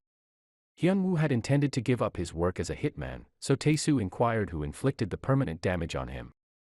To which he replied, "Be cautious of Jong-suk." Tae-soo must have been familiar with Jong-suk, having made a pact that whoever encountered the other first would take the other's life. Upon seeing the wedding invitation, Tae-soo expresses his congratulations for Jong-suk having achieved a regular lifestyle. I am deeply fond of the fact that the only phone call Woong Chul makes is to Tae-soo. He expresses the gunman's desperate entreaty, "Why did you do this to us?" to Tae-soo, trusting that he is intelligent enough to decipher its meaning. Tae-soo perceives that something has happened to Woong Chul and is instructed to find the shooter before the conversation is terminated. Soon after, gangsters come to Tae-soo and request he carry out a murder. They present him with a photograph of the intended victim and asked him to kill the person in the most painful way. We are not shown who the target is, but I suspect it is Young-moon. In any case, Tae-soo declines their request. Tae-soo effortlessly takes down each of the gangsters who attempt to attack him and then inquires as to who had ordered the hit. Before he can obtain a response, the police show up and he quickly puts the photo in his pocket. Despite the fact that Tae-soo was placed in confinement for his aggressive behavior, he informed Gu-tak that Woong Chul saw it as more important to discover the perpetrator than to worry about his own safety. With the data from Hyun-woo, Gu-tak can track down the offenders. He exclaimed, "Offenders." With 2 incapacitated, Gu-tak and Young-moon are responsible for locating the shooters. These 2 individuals are familiar with firearms, one being an expert and the other a beginner. Before a rifle was stolen, they both visited the same shooting range. The gunmen have been identified as Jang Myung-jin and Go Chong-shik. Young-moon hastily dashes to Go's flat and forces his way in, while Gu-tak gains access to Jang's office and discovers a collection of rifle ammunition and a picture of Jang's family. Back in the office, Go maintains that he only agreed to the plan after being persuaded by Jang.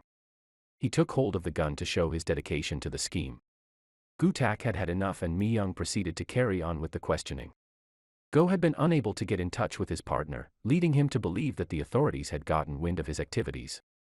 She inquired about the number of people on their target list, and Young-moon interpreted Go's lack of response to suggest that they had intended to take more lives. Young-moon gently cradled Go's chin and inquired as to who would be their next target.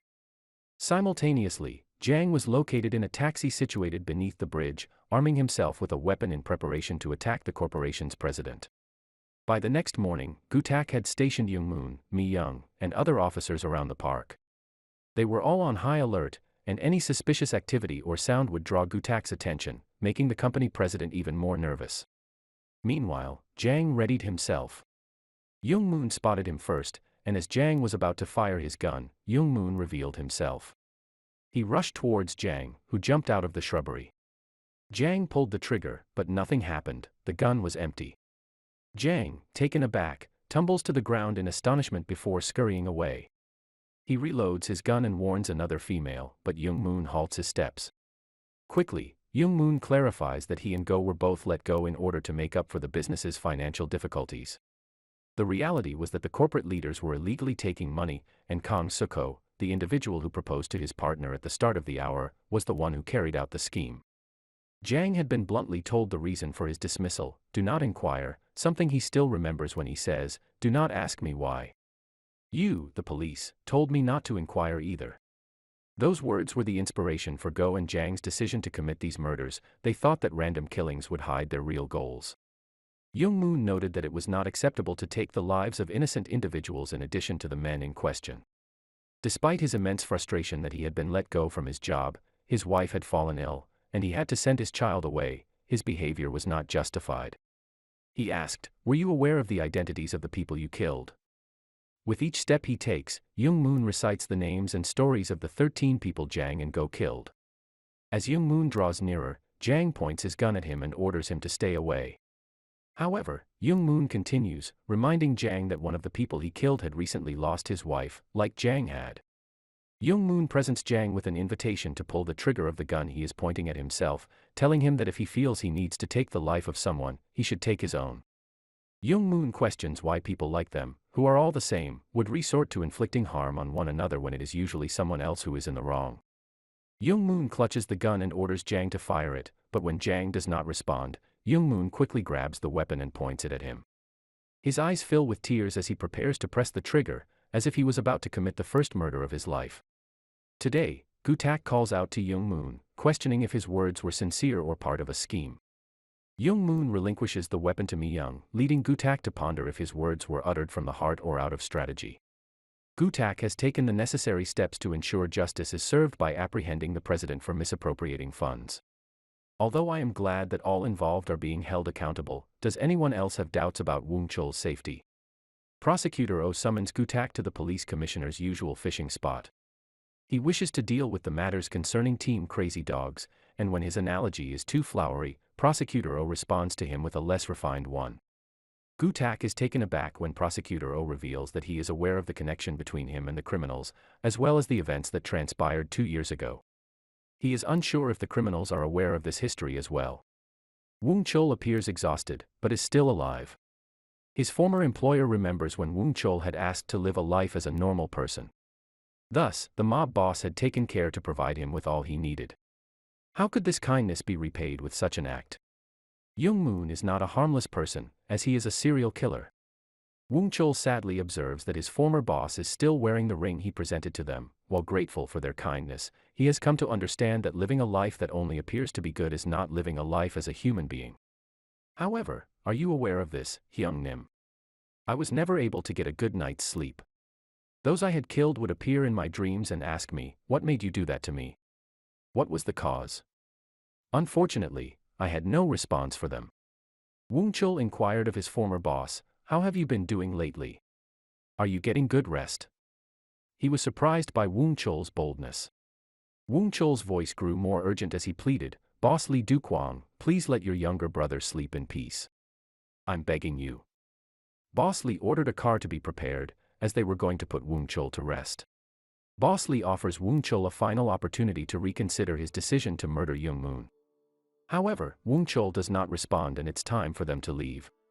Immediately after being freed, Tae-soo attempts to contact his friend Hyun-woo, but he does not receive a response.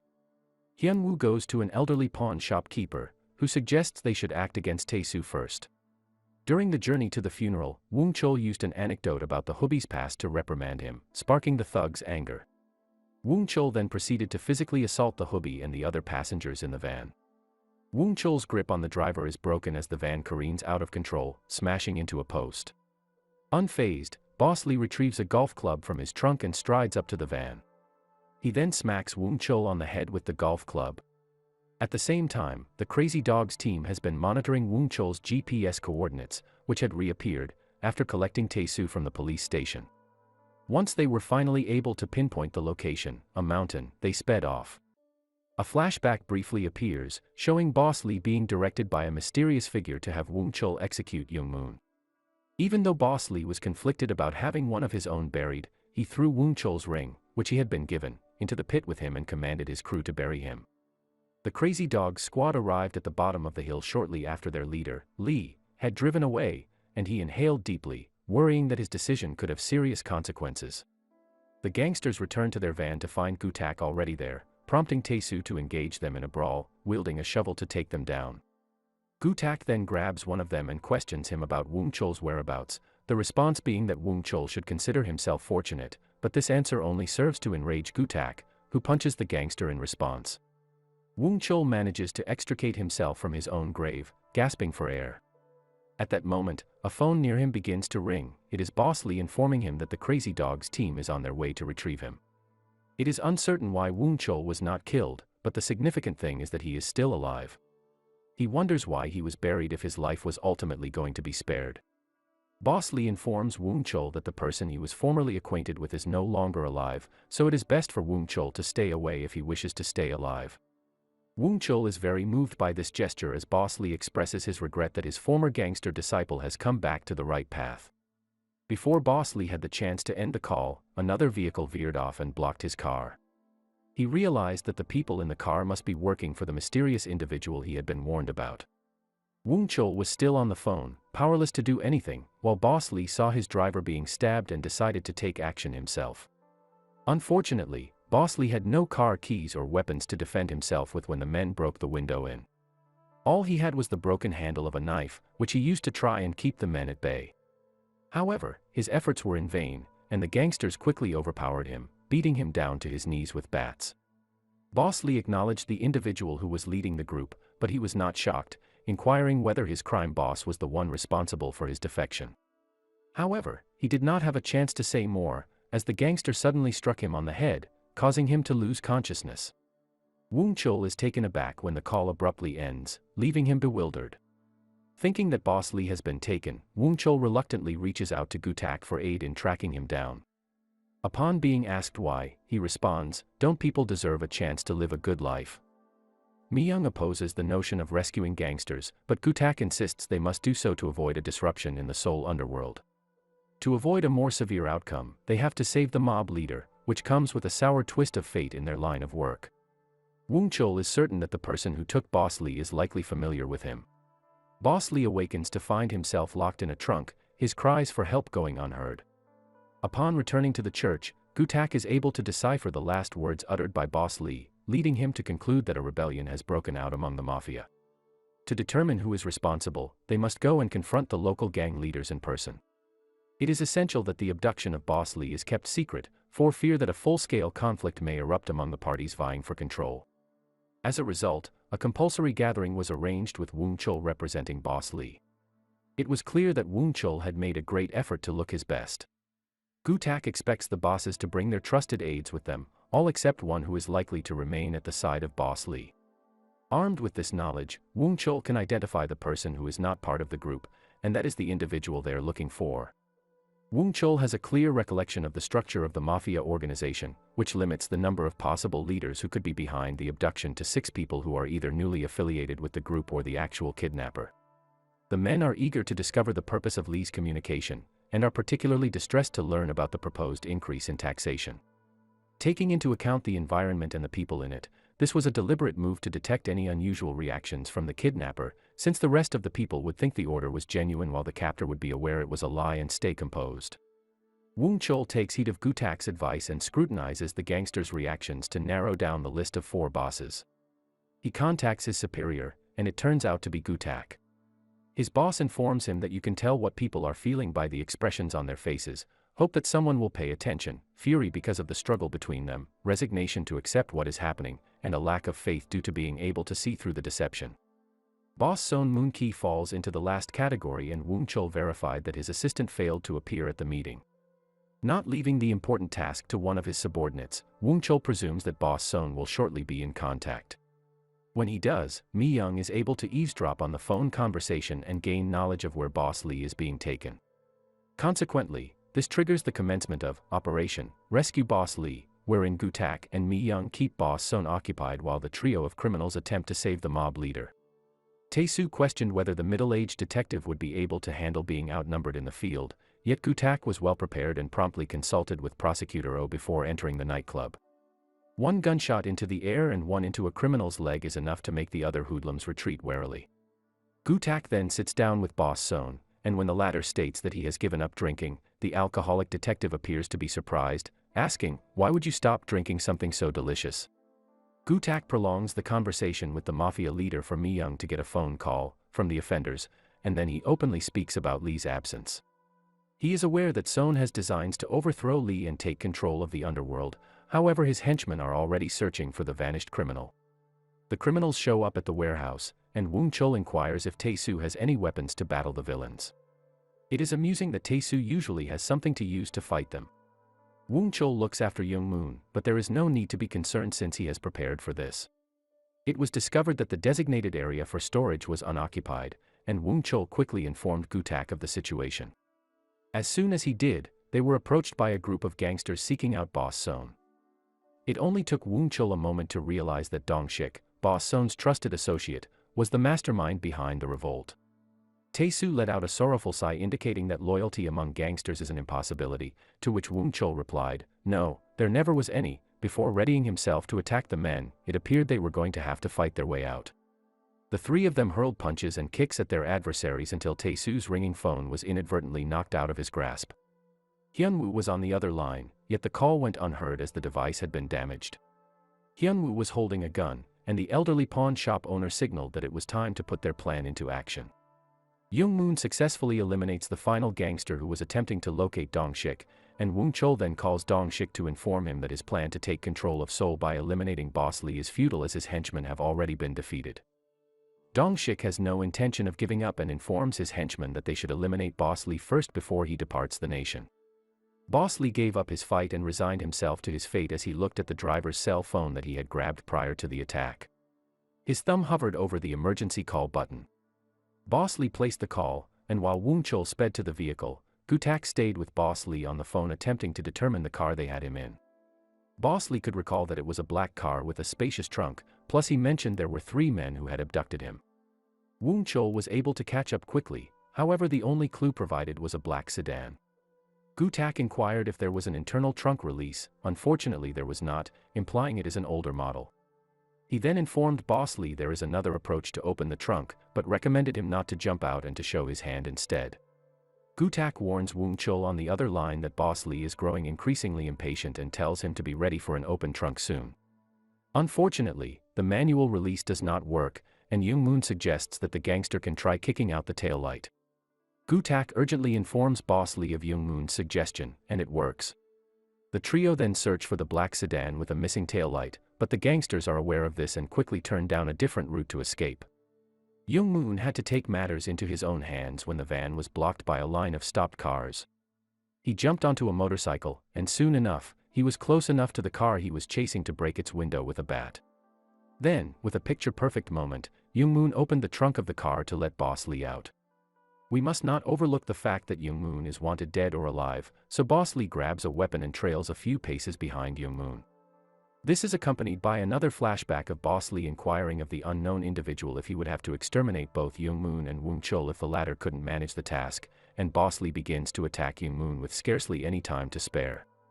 Young-moon is wounded by the first blow, and Boss Lee snarls, "You're the only one who has to die," as if ending Young-moon's life will spare Woong-chul. Young-moon takes out his stun baton in self-defense, but then Woong-chul arrives to put a stop to the altercation. He grabs the knife away from Boss Lee and holds it, despite his hand being injured. Woong-chul inquires why Boss Lee is punishing the person who saved. Boss Lee gritted his teeth as he spoke, urging Woong-chul to put an end to the situation by eliminating him from the start. Woong-chul pleaded with the leader, finally persuading him to abandon the weapon.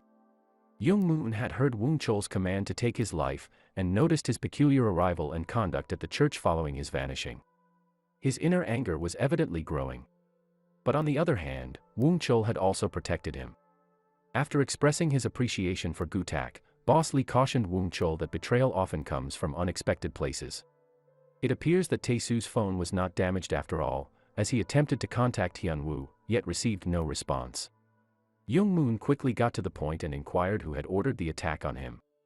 Woong-chul is unaware of the identity of the person who gave the command to kill Young-moon, so Young-moon decides to interrogate Boss Lee about it. Additionally, Mi-young and Gu-tak were both present during this conversation, making the order to terminate Young-moon public knowledge. Mi-young has a query of her own, however. Gu-tak asserted that the dispatcher transferred Boss Lee's call to him, yet it appears that the gang leader reached out to Gu-tak directly. How do they know each other precisely? Oh, the relationships become more complicated. Mi-young expresses her curiosity to Commissioner Nam about why Gu-tak chose the 3 criminals to be on Team Crazy Dogs, and inquires if they can find out the answer. Commissioner Nam then corrected Mi-young by giving her the rationale for having ranks in the police force, so that each individual is aware of and follows the proper protocol associated with their position. Am I right, Inspector Yu Mi-young? The commissioner's words had a threatening tone, and Mi-young was aware of her need to remain respectful of her superior despite her urge to argue. Using an analogy, the commissioner informed her that it's better to wait until the master is on his deathbed to bite him, and in the meanwhile, she should try to acquire some accolades. A lengthy sequence follows showcasing the team. Gu-tak recollects the time Boss Lee summoned him from the boot of the car. Young-moon tends to his stab wound in his prison cell, reflecting on the kill order. Woong-chul remembers Boss Lee's guidance concerning treachery and Young-moon's cold words urging him to discover who wants him dead, and Tae-soo crumples the photo of Young-moon and casts it aside, considering the most recent assassination order he was given. Tae-soo ponders, who could be the individual that has been aiming to take his life for the past 2 years, Young-moon. The next time Team Crazy Dogs are all in the vehicle, Gu-tak addresses the obvious issue between Young-moon and Woong-chul, questioning what occurred the day they salvaged Boss Lee. He won't accept Young-moon's refusal to answer, saying the tension between them could be cut with a knife. Gu-tak states that a palpable tension is present between them, an opinion Young-moon corroborates. Upon Tae-soo's release from incarceration, his cohorts inform him that they have tracked down the senior pawn shop proprietor he had been seeking. Tae-soo had a grin spread across his face as he strode through the corridor, taking a few moments to ready himself for the upcoming encounter. He opened the door and was met with a shock, a morgue. Could it be that the person he was to meet had passed away? He paused briefly to compose himself before advancing towards the shrouded figure on the examination table, carefully lowering the sheet to expose the visage of the pawn shop proprietor. Gu-tak reassures Tae-soo that they will locate the individual responsible for the death of the pawn shop proprietor since they have uncovered the weapon. Nevertheless, Tae-soo recognizes the handiwork of an experienced assassin when he sees it, a precisely placed stab that caused pawnbroker to experience fatal blood loss in a matter of seconds. The individual they have engaged is one of the most proficient experts, a dispassionate killer, who ensures no trace of proof is left behind, no superfluous injuries, and most importantly, no remorse. Team Crazy Dogs returns to their base of operations and is welcomed by Prosecutor Oh, who is delighted to encounter them face to face. He is especially pleased to be reunited with Young-moon, who he hasn't seen for 3 years. A brief flashback reveals that Prosecutor Oh had laughed when Young-moon's psychopathy level was revealed during their previous interrogation. Prosecutor Oh inquires, "How have you been doing?" while cheerfully bringing up the Wyeondong murders, for which Young-moon was prosecuted. He expresses his regret for the consequences of that case, but when his words cause a reaction in Gu-tak, he decides to leave the subject alone, at least for the time being. He shifted the conversation to mention that the forensic team had notified them of the discovery of fingerprints on the murder weapon, likely belonging to the perpetrator. Hyun-woo's prints were present, but he was unfortunately not there himself when Tae-soo and the others arrived. It was a real shame that Hyun-woo had to depart so soon, as it was nice having him around. Farewell, Hyun-woo. Gu-tak finds it implausible that Hyun-woo could have taken his own life after murdering him, and his fiancée is equally unconvinced, claiming that Hyun-woo was eagerly anticipating their marriage. Hyun-woo had the hope of creating a joyful existence for the two of them, but he felt remorseful for the likelihood of her being embarrassed by marrying someone with a limp. Tae-soo is prudent with his choice of words, but he promises her that if it turns out that someone killed Hyun-woo, he will do all he can to track down the perpetrator. In reference to Hyun-woo's leg brace, it was reported that an incident involving a gun had recently occurred at the shooting range. However, Hyun-woo would not provide further details. Before, Hyun-woo had cautioned Tae-soo about the enigma that is Jong-suk, which appears to be the person in the pinstripe suit with a goatee who showed up in the next flashback. Oh my goodness, Jong-suk had used a knife to affix a target to Hyun-woo's leg and berated him for leaving the assassin occupation in a dishonorable way. He had declared to Hyunwoo that his one sound limb would serve as a permanent reminder of that choice prior to shooting the gun at his goal. Tae-soo is convinced of Hyunwoo's innocence as the weapon used was a gun, indicating he was not skilled enough to have used a knife. I am grateful that Gu-tak listens to what his crew members have to say and conveys Tae-soo's idea that someone else was responsible for him's death and set it up so it looked like a suicide by Hyunwoo. It appears that Tae-soo knows who is responsible for the crime, and he confesses that he is well versed with the perfect execution style, since he was the one carrying them out. He cautions Gu-tak from partaking in this investigation as he will be completely out of his depth when facing these kinds of assassins. Tae-soo looks for an elderly Baduk participant to get information about Jong-suk's location. He is told that Jong-suk has been employed by another delivery man, Kim Do-shik, for a while now. Meanwhile, Gu-tak and Mi-young searched Hyunwoo's apartment for any clues left behind. Sadly, Hyunwoo had already removed any evidence of his residence, leading Gu-tak to assume that Hyunwoo was aware of someone coming after him. Gu-tak opts to carry out a more extensive search using UV light, and from then on the scene shifts back and forth between the present, Gu-tak, and the recent past, Hyunwoo, in the apartment. Hyunwoo didn't notice the surprise attack from behind until it was too late. The rope around his neck, Hyunwoo bumped his assailant and spots of blood landed on the ground. Gu-tak sees the same droplets of blood in the present, while Hyunwoo had been struggling with a constricting grip around his neck in the recent past. He was desperately attempting to grab a photograph that had slipped beneath a stand, and Gu-tak followed the bloody trail until his gaze fell upon the picture. It is not apparent where the image of Young-moon originated from, however the image is quite familiar. Does everyone have a copy of Young-moon's photograph here? Gu-tak hurriedly tucked the photo into his coat before Mi-young could spot it, verifying that Tae-soo's supposition was accurate. A car whose occupants could not be identified was recorded leaving the apartment building at the time of Hyunwoo's passing, prompting Gu-tak to suggest the possibility of two distinct perpetrators for the murder of both him and Hyunwoo. Woong-chul ponders why they are putting in so much effort just to confirm Tae-soo's theory, when the incident of him's murder and Hyunwoo's suicide might be true. Young-moon concurs, with the remark, "After all, a knife always strikes from behind." Woong-chul inquired from Young-moon as to what he meant when he mentioned that someone could be killed by someone they trust. In response, Young-moon replied, that somebody could be killed by someone they trust, and suggested that Woong-chul go ask Boss Lee to find out who is after him. As Woong-chul exited the room with a murmur of frustration, Young-moon returned to examining the CCTV footage. He heard a noise from outside, and a group of gangsters carrying pipes entered the room. Young-moon asked, "Did your Boss Lee send you here?" Woong-chul spotted the individuals outside and promptly incapacitated every one of them. That act of allegiance didn't manage to persuade Young-moon, who decided to approach Boss Lee directly. With his hand on Young-moon's shoulder, Woong-chul asked him to allow him to handle the situation. Tae-soo located Kim Do-shik in a nightclub and subsequently arrived at his hotel room.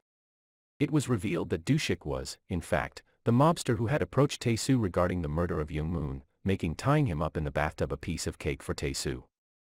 Tae-soo warns Do-shik that if he does not answer truthfully, he will receive a preview of being sprayed with boiling hot water.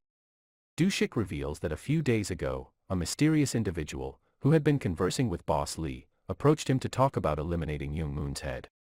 He coughed while speaking. The individual that the man had proposed was Tae-soo, however since he declined, Do-shik was connected to another experienced assassin, Park Jong-suk. Do-shik is convinced that Jong-suk is the one responsible for the recent fatalities and he received an irate call from pawnbroker Im on the night of his death. To prevent any additional deaths, other than Young-moon's, they should just wait for Jong-suk to finish the job. Tae-soo thought the suggestion was absurd, but Do-shik was convinced that Young-moon would eventually die, so he suggested that if Tae-soo wanted to save his life, he should never leave him alone. Tae-soo is unaware at the time that Young-moon has been left outside as Woong-chul has a face-to-face discussion with Boss Lee. He questions Boss Lee on why he would try to eliminate the individual who saved his life, and requests to be informed who gave the directive. Boss Lee responds that he never gave orders for his subordinates to take action that evening because he had already retired from such duties. This implies that Jong-suk dispatched a group of individuals armed with pipes to confront Young-moon this evening, as Do-shik quietly stated that Jong-suk was willing to take any steps necessary to create a moment of vulnerability for Young-moon and then murder him without leaving any evidence. As he approached the entrance, Young-moon was attacked from behind by someone who brushed past him, causing him to stumble. Gu-tak's presence in the ER when Tae-soo arrived was a relief, as he was able to confirm that Young-moon's stab wound was fortunately located 3 inches away from the lung. Thankfully, the injury was treated promptly. Gu-tak is aware that a skilled assassin had been involved, but the blade found with Woong Chol's prints on it could have brought a murder charge against him if Young Moon had not survived. Gu-tak is unable to ignore the similarities between the attacks, and he confronts Tae-soo as to who is responsible for the attacks on Young Moon's life. Tae-soo admits that he too was asked to eliminate Young Moon, although he has yet to identify the individual who made the request. He speculates, however, that he may know someone who knows who it is. It is unfortunate that Dushik had passed away before Gu-tak and Tae-soo returned to the hotel room. It appears that Dushik had taken an overdose of sleeping pills, although he was restrained in the bathroom when Tae-soo last observed him, and his phone showed one outgoing call. Tae-soo reiterates what Gu-tak had previously stated: if Young Moon had died, Woong Chol would have been wrongly accused and those who cared for Young Moon would have had long-lasting resentment for the wrong individual. Now, it is time for Tae-soo to confront Jong-suk, even though he does not mention him by name, and he advises Gu-tak to take good care of Young Moon. It is now time to observe Jong-suk teaching a lackey how to strangle someone to death correctly. He emphasizes that if done improperly, it could result in a fight. He then tightens the grip until the lackey collapses. Tae-soo obtains a lottery ticket with the digits left on Dushik's telephone, and with a few calculations, he goes to the port, where he finds Jong-suk. Without delay, Tae-soo inquires who directed the assassination against Young Moon, yet Jong-suk confesses that he is unaware, he only got the instruction from Dushik. Jong-suk thought he wouldn't be able to complete the mission with Tae-soo present, but then he laughed, realizing Tae-soo was with him. He assumed Young Moon had already passed away, or was about to soon. He then realized that he had deliberately brought Tae-soo with him. Sure enough, an individual appeared in Young Moon's hospital room and removed a syringe. At the docks, Jong-suk had difficulty finding amusement in the detectives Tae-soo was collaborating with, an elderly police officer and a female inspector. However, Jong-suk is unaware of the power of Woong Chol's punch, according to Tae-soo. In the scene, Woong Chol prevents Jong-suk's assistant from injecting the needle, and the two face off in a brawl until Woong Chol finally knocks the other down. Jong-suk explains that if Tae-soo had refused the assignment, an additional stipulation was included that both pawnbroker Im and Hyun-woo would have to be eliminated. As a result, the task of carrying out this requirement now falls on him, he concludes. It became apparent that my assumption about the topic of pawnbroker Im and Hyun-woo's dialogue was inaccurate. They were actually discussing their plan to confront Jong-suk before he could act against them. However, they had been unable to locate Tae-soo. Was the conversation intended to serve as a cautionary message to him? When Jong-suk had stabbed him, he cautioned Hyun-woo against attempting to avenge him due to the fact that Jong-suk was the faster hitman of the two. Consequently, Hyun-woo ran away out of fear, yet we are all aware of the events that followed. Jong-suk expresses a sort of half-hearted regret to Hyun-woo's betrothed, but acknowledges that it is an unavoidable part of his job. Tae-soo notes that the four of them, him, Jong-suk, Hyun-woo, and Im the pawnbroker, had all worked together at one time. Jong-suk is unmoved, however, reminding them of what Im often said: killing may be easy, but it's the guilt that's hard to bear. Jong-suk would have preferred that this task, Tae-soo's death, be uncomplicated, but Tae-soo reminds him of the pledge they made together, that one of them would perish the next time they encountered each other. This promise is about to be fulfilled today. Donning his gloves, Tae-soo attempted to throw a punch at Jong-suk, who blocked the attack and then retaliated with a few kicks of his own. After they both tumbled to the ground, Jong-suk drew a curved knife in an effort to use it against Tae-soo, who managed to successfully parry the weapon. Jong-suk landed the first blow, pinning Tae-soo to the wall and slicing his arm. Tae-soo defended himself with a box and retaliated by cutting Jong-suk's leg with a shard. Taking advantage of the situation, Tae-soo swung the knife around and it ended up stabbing Jong-suk instead. That fight scene was incredible. They remain in that position for a short while until Jong-suk speaks up in a tense voice: "Flip the knife and end it for me." Tae-soo, however, quietly shakes his head: "I don't take lives anymore. No, I can't. I experienced the grief of depriving someone of someone beloved and the remorse of taking a life that was close to them. Consequently, I have lost the ability to take another life." As he uttered those words, we witnessed Tae-soo and the others fondly remember their time spent together at the docks, and even took a picture as a family. "If all those who remember me pass away and die, and I have to let you go, Jong-suk, then I will truly be alone. Please don't leave me. I'm begging you." Jong-suk inquires if Tae-soo is ready to be the primary target on his assassination list if he does not eliminate him presently. He questions how the other individuals could have evolved so drastically, and why they had aimed to depart from this clandestine murderer syndicate. We are taken back to the time when Hyun-woo was injured, and Jong-suk was amused that he had changed after meeting his fiancée. To this, Hyun-woo responded with the statement that it was not because of her that he changed, but rather he was able to meet her because he had already changed.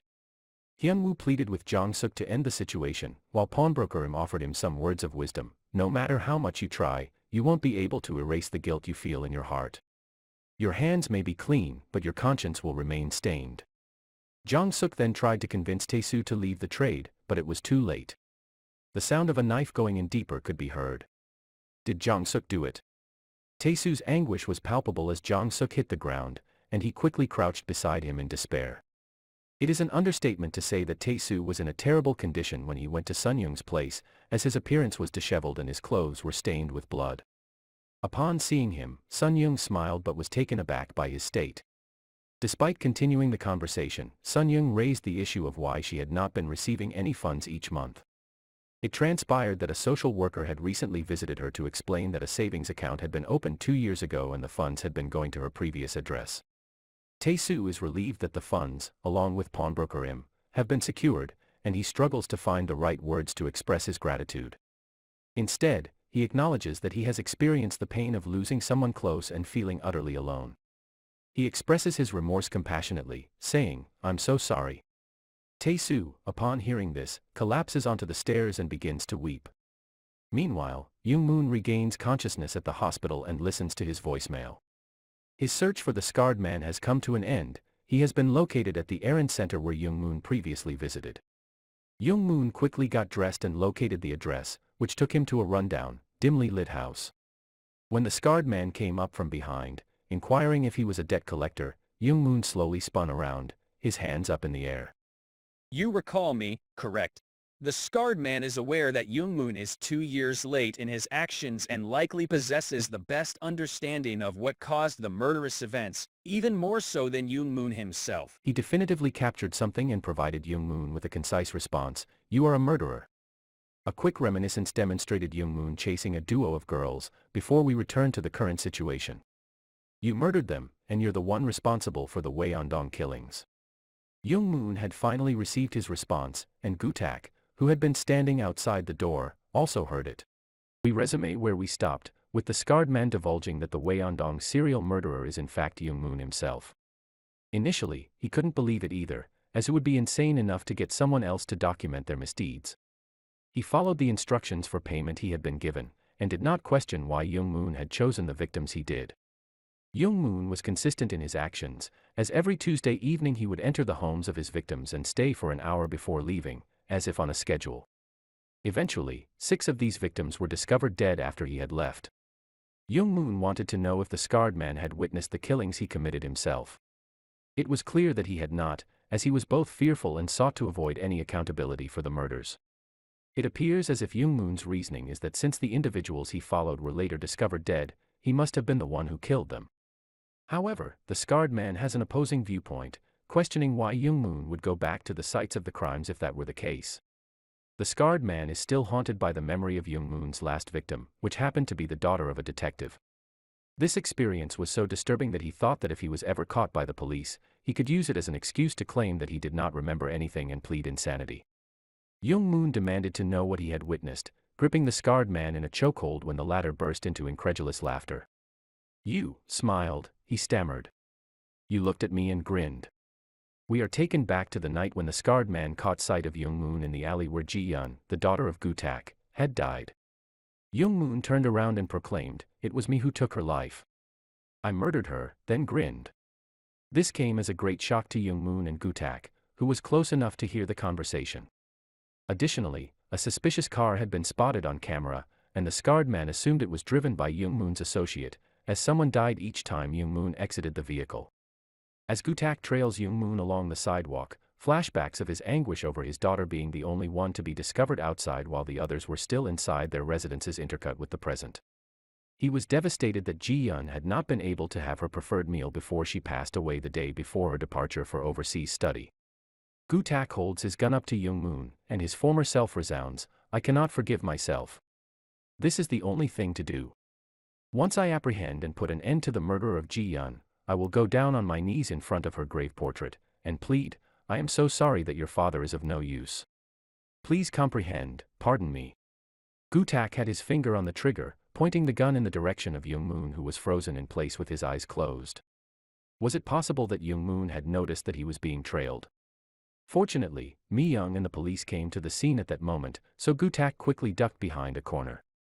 Prosecutor Oh is present as well and inquires about the reason for Young-moon's absence this evening. He takes the chance to criticize Young-moon for presumably using psychological issues as an excuse for his behavior, which causes Young-moon to go back to the van. Gu-tak audibly expresses his exasperation.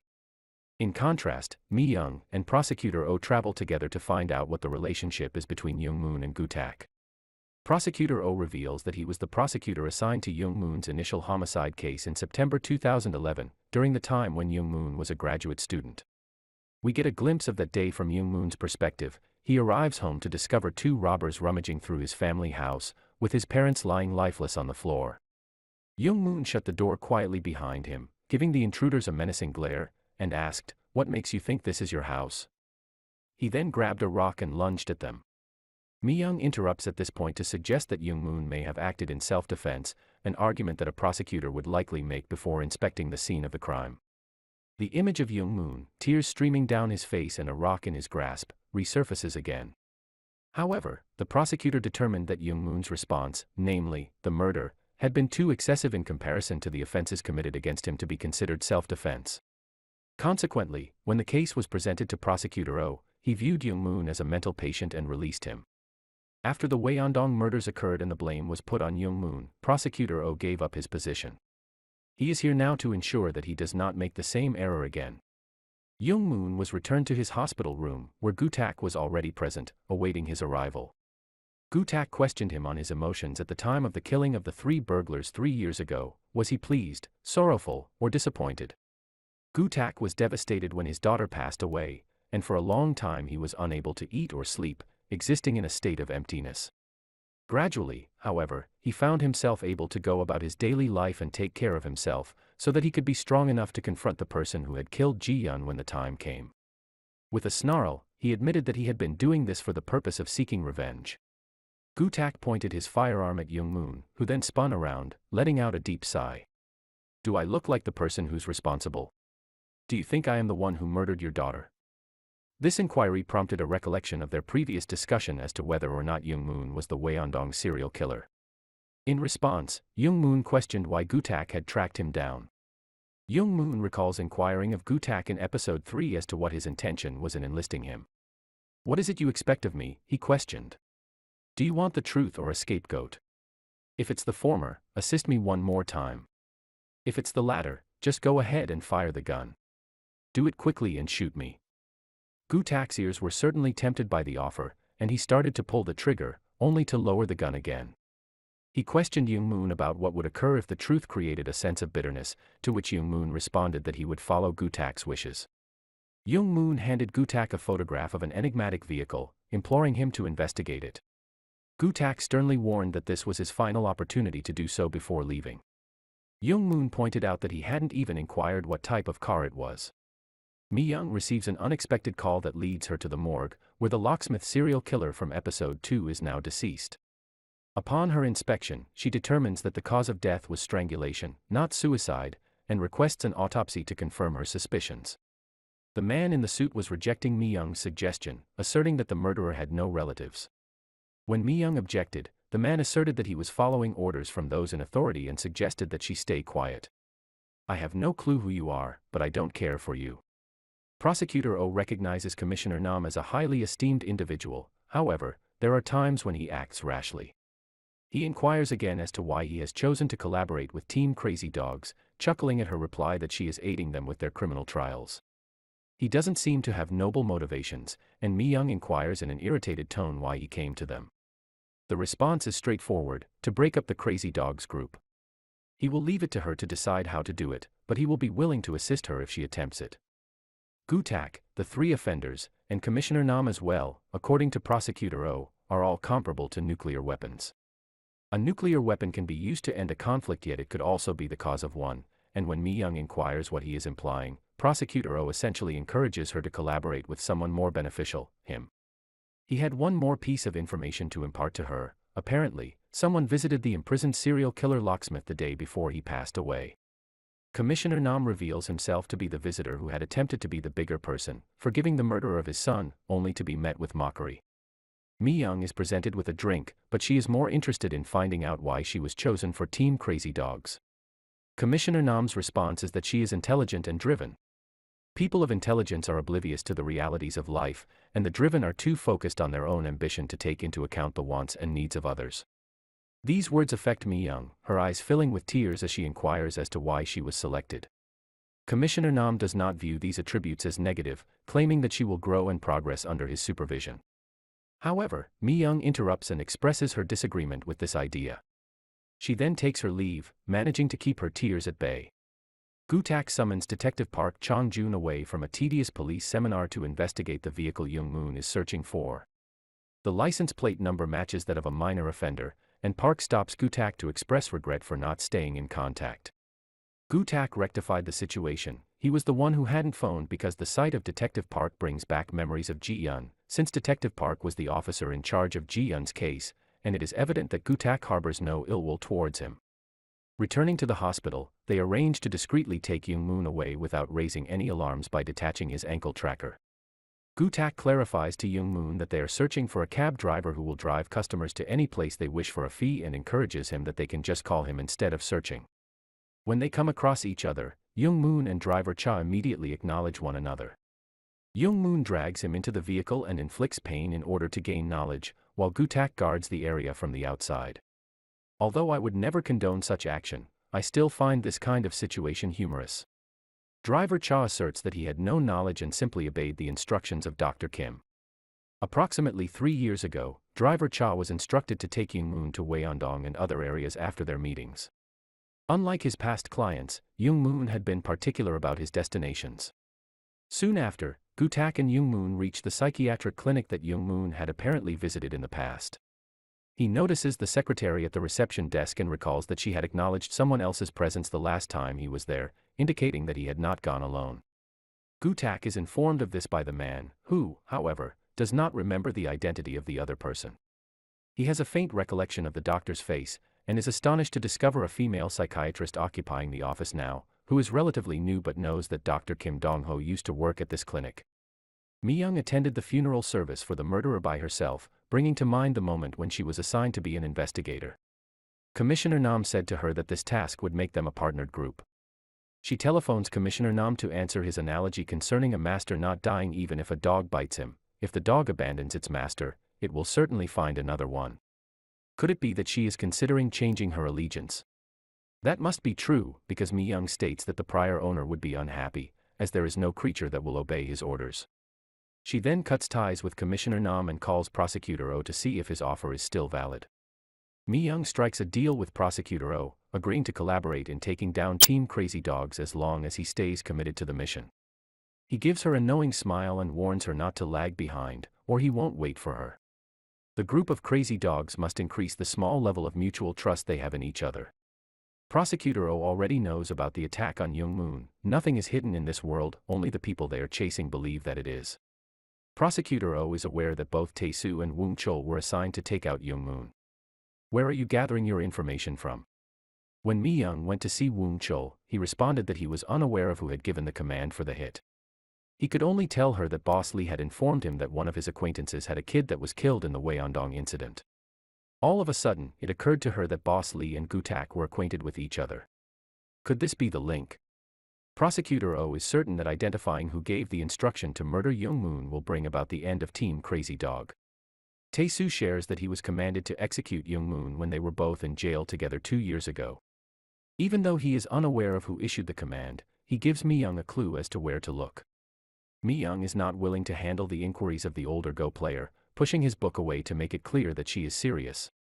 She informs Prosecutor O of the information she provided. The man was a parent of one of the Wyeondong casualties who desired Young-moon's death. They will require the documents from Wyeondong to gain knowledge of who is involved, and Prosecutor O can use their authority to get a junior prosecutor to infiltrate the police station and secure Gu-tak's earlier documents. Detective Park, who used to be Gu-tak's partner, is brought in for interrogation. Gu-tak and Young-moon travel to the country to investigate why the successful doctor, Dr. Kim, unexpectedly relinquished his position and went into seclusion. Young-moon is reminded of their past encounter when he notices a broken picture of Dr. Kim and recalls the medication that was prescribed to him. When a disheveled Dr. Kim flipped on the light, he was stunned to see Young-moon standing there. Gu-tak and Young-moon began to pursue him, however, the latter was hindered by his injuries. Therefore, Gu-tak decided to take a shortcut and surprise Dr. Kim with a flip, hitting him a few times before warning Young-moon to stay out of the fight. But instead, Young-moon pulled out a stun baton and pointed it at Gu-tak, demanding to know why he had been following him that night. Young-moon realized that Gu-tak had been following him that evening and inquired how long he had been tracking him. He then declared that he could not rely on him any longer. Young-moon proclaims that he will discover the truth, despite the fact that Gu-tak may be continuing to harbor resentment towards him. He then firmly takes hold of Dr. Kim and leaves Gu-tak in a state of shock, unable to move or utter a word. Young-moon forcibly put Dr. Kim in the car, only to discover that he had been drugged with a tranquilizer. Dr. Kim mumbled incoherently, asserting that he had been anticipating Young-moon's arrival and laughed maliciously before Young-moon lost consciousness. Gu-tak is so frustrated that he is unable to lay his hands on the person he was chasing that, when he returns to the church, he is filled with rage. He clasps his head with both hands and releases a loud scream before erupting into a strange mixture of laughter and sobbing. Mi-young discovers that it was Young-moon who killed Gu-tak's daughter and is shocked at the lengths he went to bring the criminal to justice. She understands the reasons why Woong-chul, Tae-soo, and Young-moon were chosen for the task and the history behind all of them. She has one last query for him. Was it him who started this series of occurrences by getting in touch with Boss Lee to have Woong-chul murder Young-moon, having Kim Do-shik approach Tae-soo, and then ordering Woong-chul and Tae-soo to be killed too? She inquired, was it you? Confess, Gu-tak, did you give the command? Come clean, Gu-tak, are you responsible? And Gu-tak turns to face them and smiles sarcastically. Oh. Gu-tak gave a wry smile when asked if he was the one responsible for the assassination of Young-moon and the other events. He confirmed that he had given the order for all of it. He then asked if that was the answer that the questioner wanted. He recognizes that the occurrences of 2 years ago are what caused him to free the 3 inmates. Mi-young is taken aback, as well as compassionate. What could have happened to lead Gu-tak to this decision? 2 years ago, Gu-tak was interviewed at the police station, laughing about his crazy dog nickname. At that time, he was in a much more cheerful state and expressed the importance of being morally upright, as his salary is funded by taxpayers' hard-earned money. Gu-tak and Detective Park went to inspect the home of the latest casualty of the Wyeondong serial killings, the 13th, if we're keeping track. Just like the previous victims, this person had been stabbed once and the murderer had seemingly derived satisfaction from watching their death. He also clipped the fingernails of the casualty and eliminated any hint of proof from the corpse. The gruesome quality of these assassinations causes Gu-tak to question whether it is a debased and immoral society that turns people insane or the opposite. Or that it drives him to insanity that the world is progressing while he stays the same. He insists that his partner investigate precisely what the perpetrator employed to clear any evidence of their DNA. Going back in time brings us to the period when Woong-chul was a criminal working for Lee's boss. Do you recall the awkward anecdote he shared in episode 6? This is the episode where the young gangster is seen feeling scared in the club. It's great how the show has reincorporated this side narrative. Woong-chul is certainly considering living an upstanding life, as he declines Boss Lee's offer to control a particular area. Boss Lee notices his hesitation and gives him time to decide, but warns him not to abandon the criminal underworld. Ji-yeon's piano teacher has suggested that she pursues her musical studies abroad, and her father has realized that she has heard the conversation. When her father attempts to assess her interest in the matter and receives an unenthusiastic response, he questions why she doesn't ask for money or to be sent overseas like other girls her age. Jokingly claiming that he was the more disheveled looking of the two of them, Ji-yeon candidly responded that she did not wish to upset her father. She was aware of the effort her father was putting in to make ends meet, and she had no intention of being the kind of daughter that constantly asked for money. Her practical yet heartbreaking response moved Gu-tak to tears, as he gazed upon his sensible daughter with pride. Gu-tak is summoned to meet with Boss Lee at that moment, and as he and Woong-chul pass each other in the hallway, the latter informs Gu-tak that he has been given control of the Seoul Mafia underworld and that he should try to win the latter's approval if he wants to continue doing business. Gu-tak let out a chuckle as he recognized that Boss Lee was trying to buy him off in order to ignore his disreputable business operations. He couldn't help but be taken aback by the stack of money that Boss Lee had given him, yet his voice held an unmistakable note of contempt for the sordid tactics that criminals use to influence those in charge of upholding the law. Although he was in need of funds, he still delivered his refusal with a punch to the gang boss's face. This was immensely gratifying to him.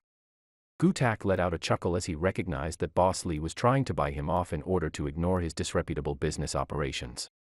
He couldn't help but be taken aback by the stack of money that Boss Lee had given him, yet his voice held an unmistakable note of contempt for the sordid tactics that criminals use to influence those in charge of upholding the law.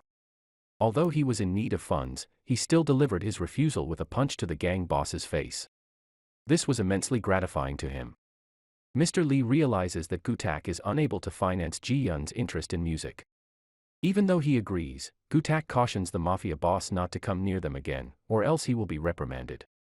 Gutak is dismayed to find that neither Commissioner Nam nor his acquaintances can provide him with the funds he needs to send Ji-yun away. Despite this, he takes pleasure in his daughter's skills and devotion and promises Commissioner Nam that he will find a way to obtain the necessary money to make her aspirations come true. Detective Nam comes to take Gutak home while he is inebriated. His father inquires whether he still intends to leave the police force after his father attains the position of commissioner. Nam responds that he will resign after his father is promoted to the role of national police chief. After some time had passed, Gutak and his colleague went to speak with the medical examiner, who said the perpetrator had wiped down the body with white kerosene, a substance that is commonly used in heating systems. Detective Park pondered if they had to trace all of the sales of white kerosene at the rest stops in order to locate the criminal. Examining every transaction will be laborious and time-consuming, even if the pleasant weather currently would signify that there are not many people purchasing it. Being meticulous is a component of their duties, Gutak states. If they scrutinize all the video surveillance footage accessible to them, they are likely to capture a picture of the perpetrator. Gutak gets a phone call informing him that Ji-yun is in the hospital. She had taken a job advertised as part-time work at a noribang to make some money, but it turned out to be something else entirely and she had a physical altercation with a patron. Gutak braced himself for the worst, though the sight of his beloved daughter, wounded and bruised in a hospital bed, was almost unbearable. Despite his distress, he managed to keep his composure and spoke to Ji-yun in a calm, concerned tone. Ji-yun's frustration intensifies as her father's sympathetic attitude towards the situation does not meet her expectations.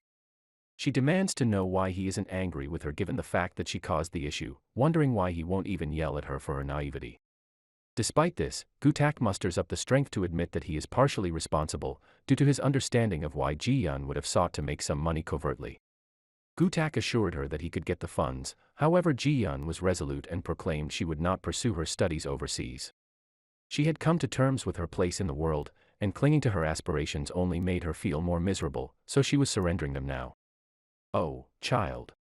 The pain that Gutak felt was evident, but he held back his tears and embraced Ji-yun tightly before hurrying to the police station.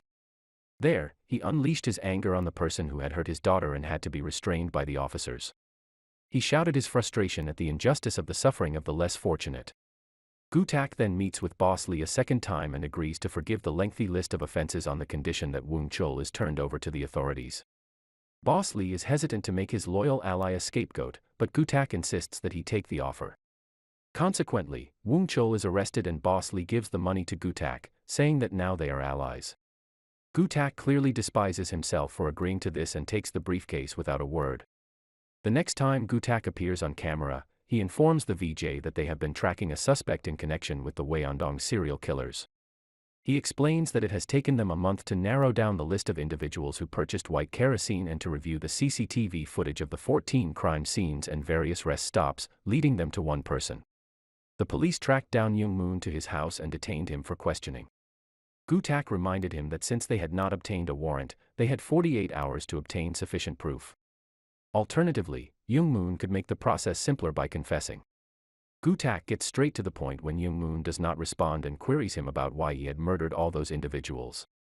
Young Moon does not reply, but he ultimately does break his silence when asked why he purchased the kerosene, answering that it was for his partner.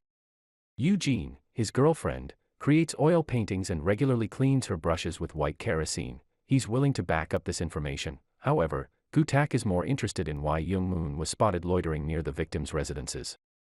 Gutak urges Young Moon to tell the truth, that he went there to commit murder, but Young Moon insists that he has no recollection of it. Gu-tak finds it unbelievable that Young-moon does not have any recollection of visiting the places of the people he has harmed, and he turns off the video without saying a word. Is he intending to use physical force to make Young-moon remember? Gu-tak violently pushed Young-moon's head against the desk and displayed the case files of the people he had hurt to him. Despite this, Young-moon was adamant that he had no recollection of the events, which only caused Gu-tak to become even more furious, demanding that Young-moon take the time to look at each of the faces of the people he had taken away.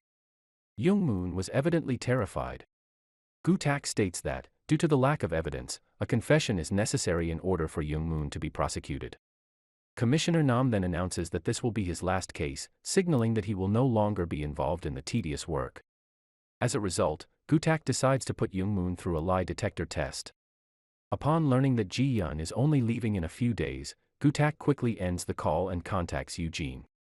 She confirms that she is studying art and reveals that she uses the inexpensive white kerosene provided by Young-moon to clean her brushes since the other option is too costly. Confused by Gu-tak's inquiry about the typical behaviors of Young-moon, she strongly asserted that her partner was not someone who would commit homicide. Young-moon was shackled to the polygraph apparatus while Detective Park declared that the results wouldn't be admissible in a court of law. Nevertheless, Gu-tak was trying to get a confession from their suspect, so they proceeded.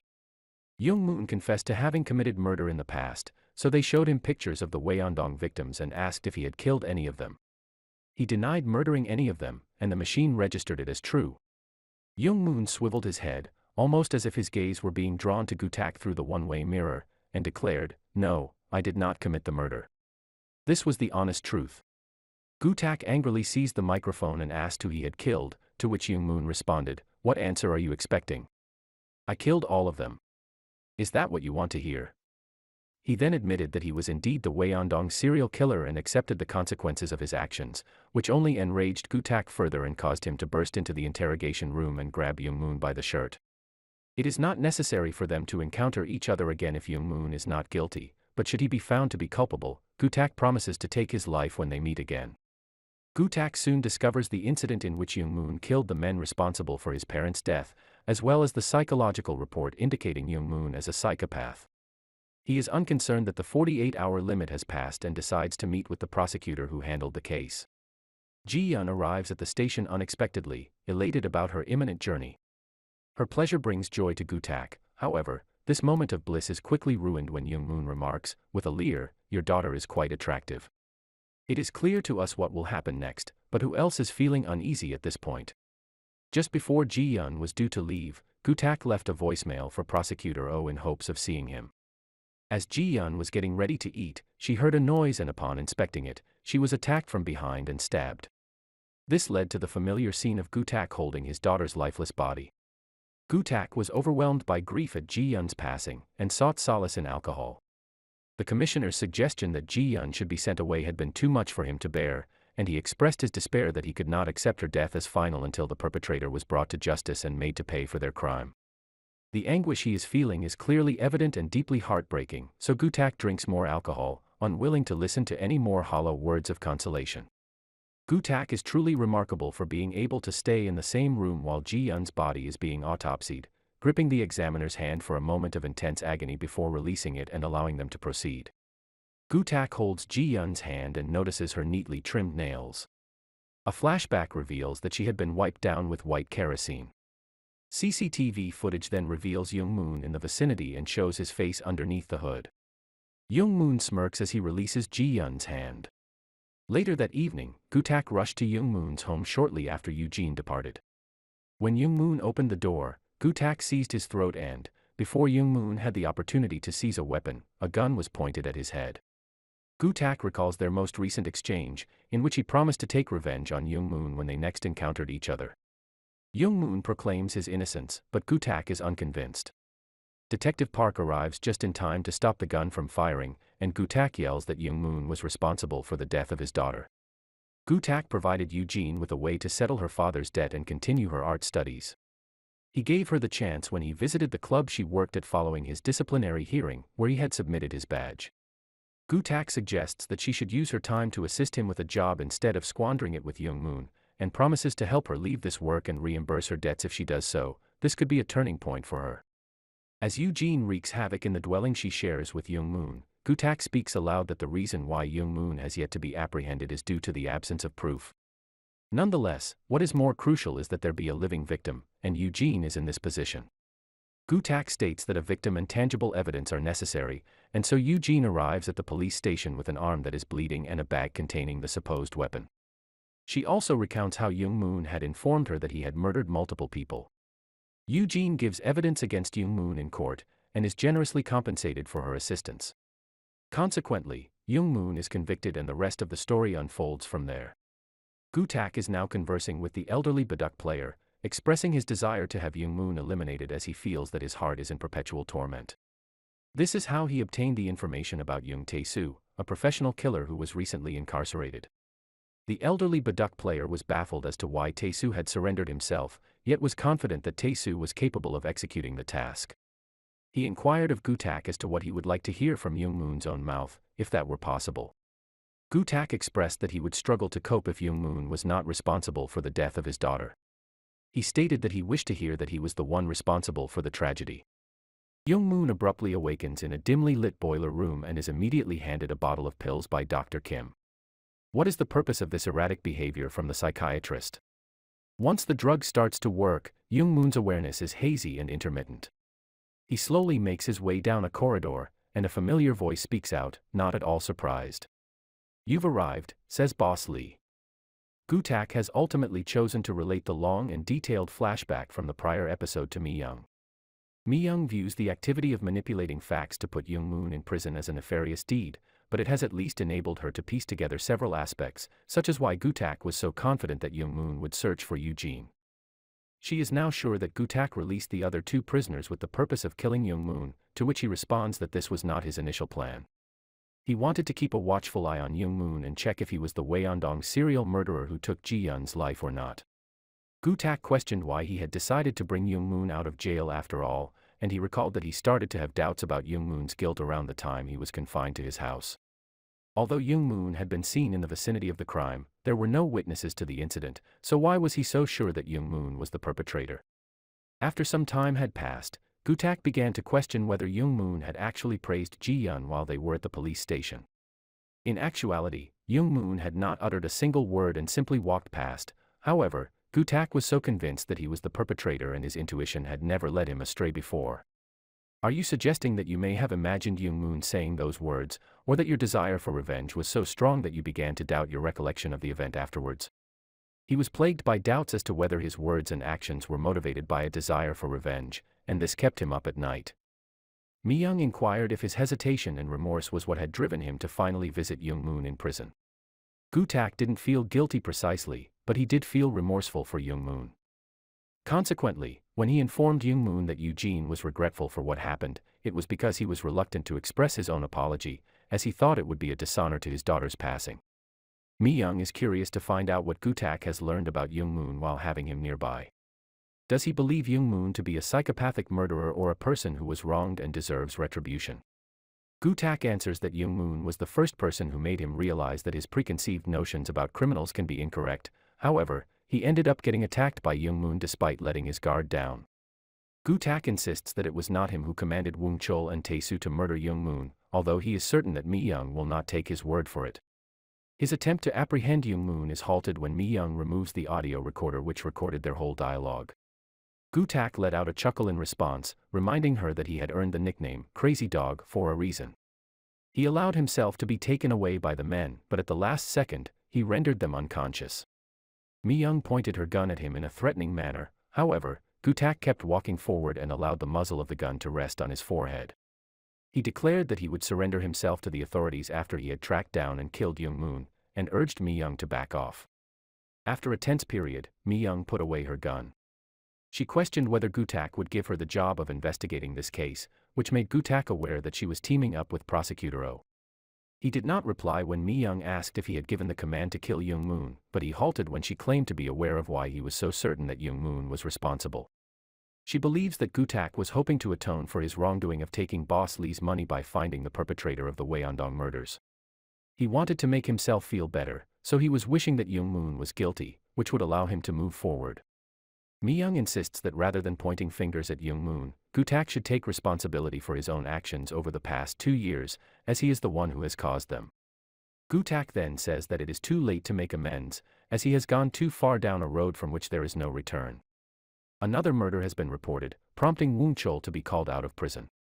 Unfortunately, the victim was identified as Boss Lee, and Prosecutor Oh confirmed that Young-moon was captured on camera and his DNA was found on both the body and the murder weapon. Woon-chul recalls the promise Young-moon made to face his former boss on his own, and requests a period of privacy. The recollection of his past employer stirs up emotion, causing Woon-chul to shed tears. Mi-young inquires if she should understand that Young-moon went to locate Boss Lee and discover the reality, which then resulted in a disagreement that caused the mob boss's death. Prosecutor Oh admonishes her to remain faithful to the facts that Young-moon killed Boss Lee. Prosecutor Oh is back, bringing with him the potential for emotion to cause destruction like it did before.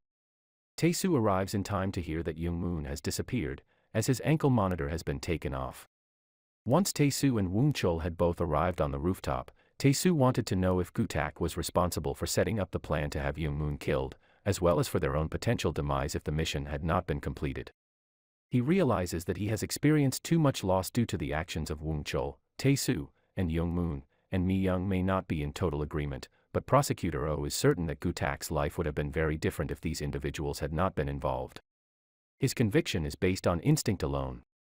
Prosecutor Oh believes that eliminating the cause of Gu-tak's suffering will make it easier for him to cope. He advises the two men to use their heightened emotions to their benefit. Woon-chul should track down Young-moon, while Tae-soo can locate Gu-tak and return what was taken from him in kind. He will allow Woon-chul and Tae-soo to come to their own conclusions, but he emphasizes that no one else is aware of the specifics of the situation besides them. He has chosen to let the two of them make the decision. Mi-young is displeased with Prosecutor Oh making presumptions as if they are facts, to which the prosecutor says that she is responsible for the situation. They must interrogate Gu-tak in order to verify any information, yet she allowed him to escape. He is confident that Woon-chul and Tae-soo have been sufficiently encouraged to locate Gu-tak quickly. When Mi-young inquires about the potential result of their actions, Prosecutor Oh advises her to remain silent and not to stress over it, since she is now a part of his team.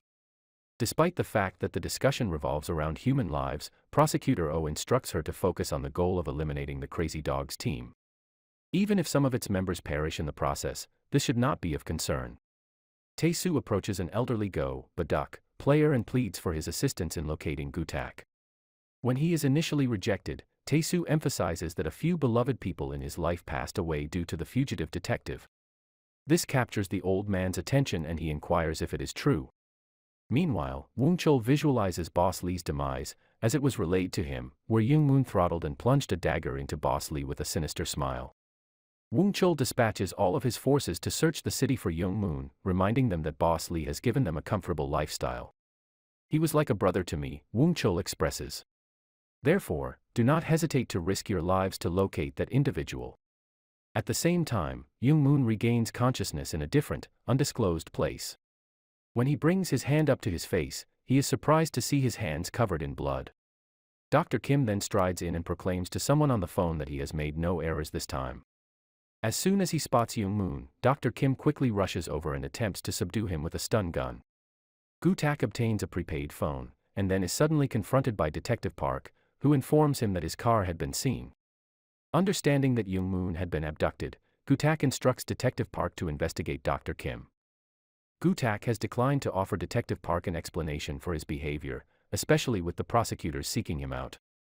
He provided his ex-partner with a distinct phone, however, to be able to reach him. Tae-soo contacted Detective Park for a brief moment to access the radio frequency and monitor his calls. I'm unsure of how successful this tactic will be in locating Gu-tak if the detective utilizes the prepaid phone Gu-tak presented him. Young-moon is awoken once more in episode 4 in order to encounter the enigmatic individual who gave word to their superior that Young-moon was still alive, and who is particularly intrigued by Young-moon's stun baton.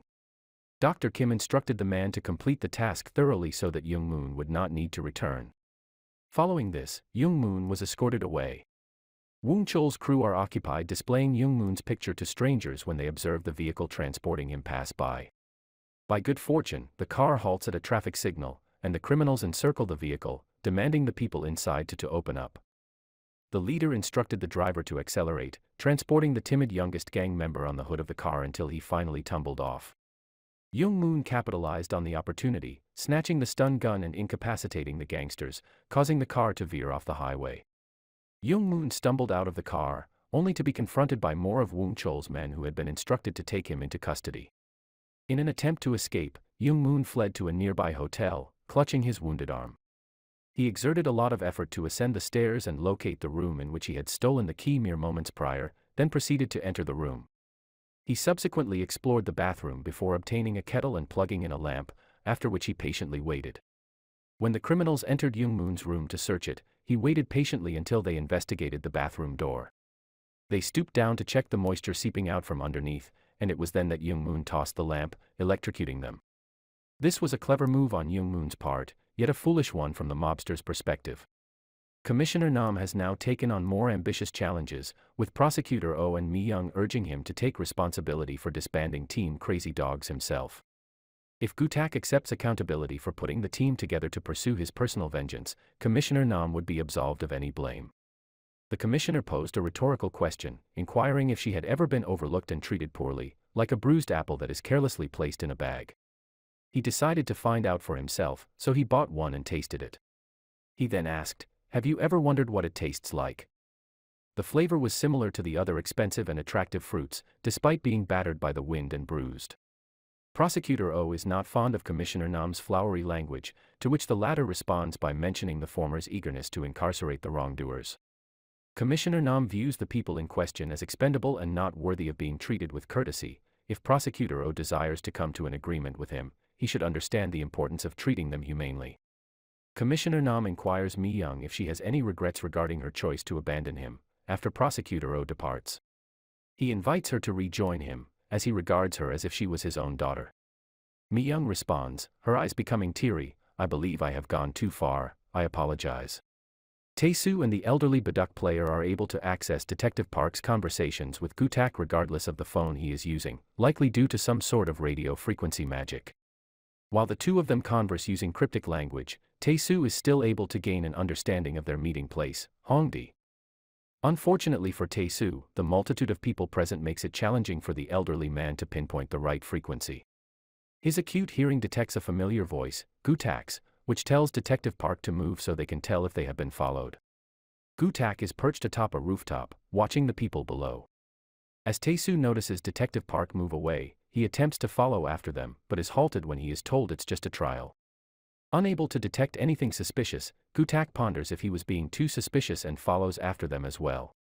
At that juncture, Tae-soo pursues Detective Park, who holds further details about Dr. Kim. It is clear that the physician's spouse was slain by a sequential slayer, and Gutak orders Detective Park to dispose of the intelligence in the receptacle near to them. Tae-soo remains vigilant, looking out for any indication of Gutak's presence as he begins to move towards the predetermined area. However, he halts upon being informed that Young Moon was seen 2 hours ago fleeing from some gangsters after being involved in a car crash. Gutak takes a few more strides before his cell phone begins to capture other voices in the vicinity. Fearing that Tae-soo might detect him, he hastily discards the phone and hurries away. By the time darkness falls, Gutak tracks down Eugene and queries her as to why she elected to remain in Korea instead of utilizing the money he gave her to pursue her studies abroad. She does not have the inclination to chat, but instead inquires what else he desires from her now. Fiddling with his stun baton, Young Moon eventually switches on his phone only to hear a voicemail from Eugene. She explains that she had no choice but to betray him, as she had been coerced by the menacing Gutak, the one responsible for it all. Youngman, overwhelmed by what he had heard, left the room in a state of shock, accidentally running into one of Woong Chol's henchmen and sending the numerous pictures of himself tumbling to the floor. Gutak rings Commissioner Nam, who is both anxious and relieved to hear his voice. It is almost touching how Gutak addresses him as Hyung and inquires if Commissioner Nam has faith in him. He is thankful to find out that somebody in this world does, and he bids the police commissioner to be careful as he could be in danger before ending the call. It is strangely remarkable how the elderly Go player is able to accurately pick up the radio frequency of Gutak's phone from anywhere in Seoul. Nonetheless, we will accept it. At the same time, Eugene contacts Gutak to notify him that Young Moon is coming when he passes by. "Oh, so the voicemail was a trap, I understand." Young Moon is not alone in his mission as Woon Chul and Tae-soo are also heading towards him. Both individuals utter the same ominous phrase, "I'm coming to get you." Young Moon raps on Eugene's door, only to be met with the sound of Gu-tak's voice. Before Young Moon can grab his baton, Gu-tak delivers a punch to his face. At Gu-tak's command, Young Moon kneels and gazes up at him. Taking hold of Young Moon's hair, Gu-tak points the gun mere inches from his face. "I thought you were behind it all," Young Moon states. "I assumed it was you who threatened Eugene and shifted the blame onto me." Young Moon inquires, "Why did you do that to me?" A query that Gu-tak repeats, "My daughter Ji-yeon, my pure daughter. Why did you take her life?" "I don't remember," says Young Moon. That response is accepted by Gu-tak. "Fine, don't remember. Because I will clearly remember." Gu-tak began to pull the trigger in a very sluggish manner. However, Woon Chul showed up and struck Gu-tak away, snatching Young Moon for himself. Nonetheless, Gu-tak didn't manage to get away, as Tae-soo appeared shortly afterwards, delivering a punch to his jaw. Two separate conflicts have now emerged, with Woon Chul questioning Young Moon over the murder of Boss Lee, and Gu-tak trying futilely to convince Tae-soo that he had no involvement in the assassination. Nevertheless, Tae-soo is unconvinced, and he throws another punch at Gu-tak. Woon Chul suggests to Young Moon that they could have had the potential to become acquaintances. However, Young Moon responds by wishing he was the murderer, that he had slaughtered those people. Commissioner Nam is taken aback when Prosecutor Oh reveals that his wife was murdered 4 years ago by a serial killer named Joe Manchik. He is then asked by Prosecutor Oh to get right to the point. The commissioner and the prosecutor are both aware of the case, and the prosecutor expresses sympathy for the shared sorrow they both feel from the loss of a loved one. However, the commissioner is aware that Prosecutor Oh put his wife's killer in jail through the legal system, whereas Commissioner Nam formed Team Crazy Dogs. If Commissioner Nam continues to be involved with them, Prosecutor Oh will not be able to ignore this form of justice. The prosecutor, Oh, admits that what was said is partially true. He did capture Joe and guarantee that the murderer would get a life sentence. Taking off his glasses, he inquires if he should continue with what he was about to say, implying that things will become more interesting. Commissioner Nam had previously visited Joe in prison, and Prosecutor Oh expected to see him looking broken, despondent, and far from his former self. He wanted Joe to remain in this state, so that he could find it in his heart to forgive the man who had killed his wife. He wondered what the expression on Joe's face had been that day. It appeared to be smug and arrogant, and Prosecutor Oh was so surprised that he couldn't even respond. It was then that he understood that the punishments he had learned in his law classes were not accurate to real life. Why should he be the one to suffer the consequences when Joe was the one who had done something wrong? If someone wrongs you, Prosecutor Oh believes that they should experience the same pain and suffering that you did. He has vowed to make sure that the offender experiences the true punishment for their actions. Commissioner Nam inquired if he had murdered Joe then, to which Prosecutor Oh shook his head. He replied that death would be too merciful, and that living each day in misery would be much more punishing. So, Prosecutor Oh had given back in equal measure, "I killed that person's spouse."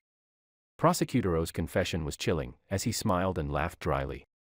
Joe seemed completely defeated, and Prosecutor Oh realized that this was the true punishment, leaving someone alive, but unable to live, and filled with misery. Prosecutor Oh inquires why Team Crazy Dogs admire the police commissioner so much, as he plans to take his life. Commissioner Nam stands up, giving Prosecutor Oh the perfect opportunity to take decisive action. He stabs Nam twice and then apologizes, explaining that it was the only way. Woon Chul swings his knife close to Young Moon's chest, but doesn't harm him. Meanwhile, Tae-soo takes the gun away from Gu-tak and throws it away, believing that the truth will eventually be revealed. Gu-tak's loud voice broke the uncomfortable atmosphere in the van. He warned Young Moon that he would be the one to take his life. Commissioner Nam then called, sounding exhausted and out of breath. He asked Gu-tak, "Are we humans or animals?" Gu-tak realizes that something is not right and Commissioner Nam tries to minimize the issue. He reflects, "Nonviolence should be the way of people, but which law do you and I have to follow, the law of humans or animals?" Gu-tak asked Commissioner Nam where he was, but all Nam said was that he was content to die as a beast and that Gu-tak should live like a human. After saying he was tired, Commissioner Nam closed his eyes and died. The Team Crazy Dogs followed Commissioner Nam's phone signal to the lake. Gu-tak was crying for his friend when sirens interrupted him. Prosecutor Oh was there with a group of gangsters who were under his command. The prosecutor accused Gu-tak of murdering just like the others had, but Gutak noticed the cuts on Prosecutor O's hands, showing that he had used too much force when stabbing someone. Prosecutor O gave a smirk in response to the insinuation and refused to answer whether he was responsible for Commissioner Nam's death, leaving his men to deal with Team Crazy Dogs. As expected, Tae-soo was successful in fending off the attacks from the gangster on his right. Gutak asked Young-moon, who is a human calculator, to evaluate the circumstances they were in. Young-moon's response was, "It's not looking good." Basically, he was not giving them any new information. Tae-soo takes on Prosecutor O's assistant, Woong-chol fights off the rest, and Gutak shoots a few of the thugs in the legs before getting into the car with Young-moon. After collecting Tae-soo and Woong-chol, the four of them escape together. The Prosecutor O was not too concerned and told Cha that he must take over. Following the ankle monitors of Tae-soo and Woong-chol yielded no results, and it was then that Mi-young found out about the death of Commissioner Nam. Mi-young sits in the morgue, crying, overwhelmed with feelings that she has failed to keep her promise to protect Commissioner Nam and will never be able to reconcile with him again. She resolves to find the person who murdered him, and Prosecutor O pledges to help her do so. The prosecutor has changed his attitude and is now presenting the case of Commissioner Nam's murder with the rest of the detectives. He suspects that Gutak and the other members of the Crazy Dogs team are responsible for releasing the 3 criminals from prison. The prosecutor argued that the 4 people had been collaborating and had killed the police commissioner, although he only provided half-truths as evidence. Mi-young investigates the crime scene and discovers that Commissioner Nam's car was facing the fishing spot, thus indicating that the black box camera must have captured the whole incident. She is very observant. She was disappointed to learn that Prosecutor O had already taken the memory card. He was very thorough, and had been quick to act, as the photos of Team Crazy Dogs had spread all over the city. The prosecutor suggests that they should use whatever force is necessary to capture the criminals in 4 days, even if it means using live ammunition.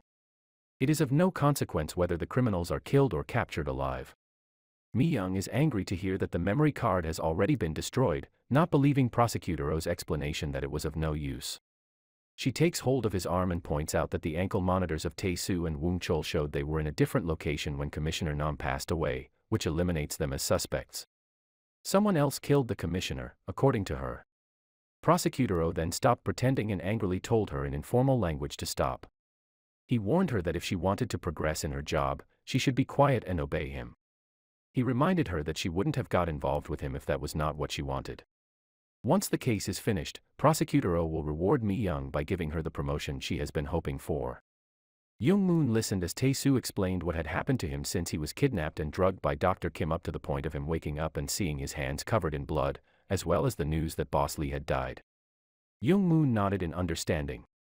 Tae-soo asks Young-moon if he believes that Dr. Kim, Prosecutor O, and his aide are all connected to his prior case.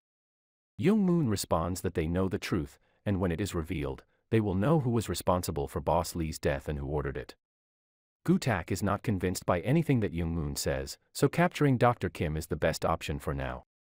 Young-moon fears for his life if Gutak doesn't believe him, so he needs to make sure that Dr. Kim is taken into custody so that the truth can be revealed. Gutak attempts to hit someone with a chair, but Tae-soo stops him, reminding him that they are all in the same boat, they are all wanted criminals, so they must find a way to survive and not turn against one another. Young-moon and their companions observe as Dr. Kim is taken away in a car. They do not cause a disturbance, as this would draw attention to them. They contemplate ways to draw him out of hiding. The electricity in the building shuts off and Dr. Kim panics. On the phone is Mi-young, informing him that Young-moon has been brought inside by someone else. She urges Dr. Kim to leave the building right away. Dr. Kim follows the directions given to him by the woman and goes to the emergency elevator. He is instructed not to ask for help from anyone else besides her. He then travels down to the basement parking lot and spots the silver van as he was told. However, Cha stops him. It turns out that Young-moon had phoned Mi-young after all and informed her that Prosecutor O had killed Commissioner Nam. He doesn't care who she trusts, but if she wants to uncover the facts, then she should assist them. Mi-young offered to help in order to uncover the truth. Dr. Kim then rushed over to the van, but when the door opened, it was too late and the doctor was forced inside before the vehicle drove away. Woong-chol and Tae-soo are unable to get Dr. Kim to tell them what they want to know. Dr. Kim says that he will die if he reveals the information and that they have no chance of defeating that person. Tae-soo then steps in and is prepared to force the answer out of Dr. Kim. The doctor began to sob and cry, admitting that the prosecutor was responsible for the death of his wife 5 years earlier. The perpetrator of the crime was given a life sentence, and the doctor's life was thrown into disarray. He started using alcohol and drugs to cope with his anger and grief. Prosecutor O arrived 3 years ago with a file on a psychopath, and they made a deal. That psychopath was Young Moon, who was brought in by Prosecutor O himself. This explains the mysterious presence. Young Moon wanted to know the details of the deal he had made with Dr. Kim, so Dr. Kim explained that he had drugged him with medication from the clinic and made him forget what happened by using hypnosis. This is why Young Moon can't remember killing someone. During their meetings, he would give Young Moon a pill, then use hypnosis to tell him information about the victim and their location, as requested by Prosecutor O. He would always finish off with the order, "Kill." Young Moon was deeply disturbed by this news. He picked up a piece of glass and asked Dr. Kim if he had killed the people. Prosecutor O and Dr. Kim had hoped that Young Moon would do it, but he did not carry out their command. Prosecutor O and Cha committed the murders and tried to make Young Moon responsible for all 15 of the Wyeondong deaths. They even murdered Boss Lee, which caused Young Moon to clutch the glass tightly, cutting his hand. He asked. Young Moon softly questioned why it had to be him, wondering if it was because of his diagnosis of being a psychopath. Dr. Kim expressed regret, but the apology was not enough to make up for what had happened. Woong Chol prevented Young Moon from going forward by pulling him away, leaving Gu-tak alone with Dr. Kim. Gu-tak then questioned the doctor about what criteria Prosecutor O used to select his victims. The prosecutor argued that killing the criminals' loved ones would cause them to feel the same pain he felt, so that they would suffer a life of misery, although they would still be alive. Dr. Kim states that Prosecutor O's first victim was the wife of the person who had killed his own wife. He argued that he was attempting to make up for his past mistakes and that the current legal system was not effective. Gu-tak asked why they killed his daughter Ji-yeon. Dr. Kim responded that they had to have someone to capture Young Moon or else they would be caught. Gu-tak asked again why they had to kill Ji-yeon. Dr. Kim replied that Prosecutor O was sure Young Moon was the one responsible, so they let Cha kill Ji-yeon to stir up Gu-tak's anger and make him take out Young Moon, eliminating their problem. Dr. Kim is in tears, regretful for his decision to go against the plan. Gu-tak is also emotional as he realizes what happened. Prosecutor O believed that Gu-tak would kill Young Moon, so he had Kim Do-shik and Boss Lee take care of it instead. Dr. Kim nodded and a tear ran down Gu-tak's face. Gu-tak then joins Young Moon on the rooftop and explains how he assigned all the fault for Ji-yeon's death to Young Moon for making the wrong decision to take Boss Lee's money. Gu-tak apologizes sincerely for his actions and asks for Young Moon's forgiveness. He gives up his gun and lets Young Moon do as he wishes. Young Moon takes something and points it towards Gu-tak's temple. He states, "I cannot experience the emotion that you all are feeling. I cannot sense other people's emotions like the psychopath they talk about. Therefore, since I am unable to feel emotion, I plan to learn about it." Young Moon says that he will try to learn from the experiences they have had together, whether they have been good or bad. He understands why the other person is apologizing, but does not expect to be forgiven.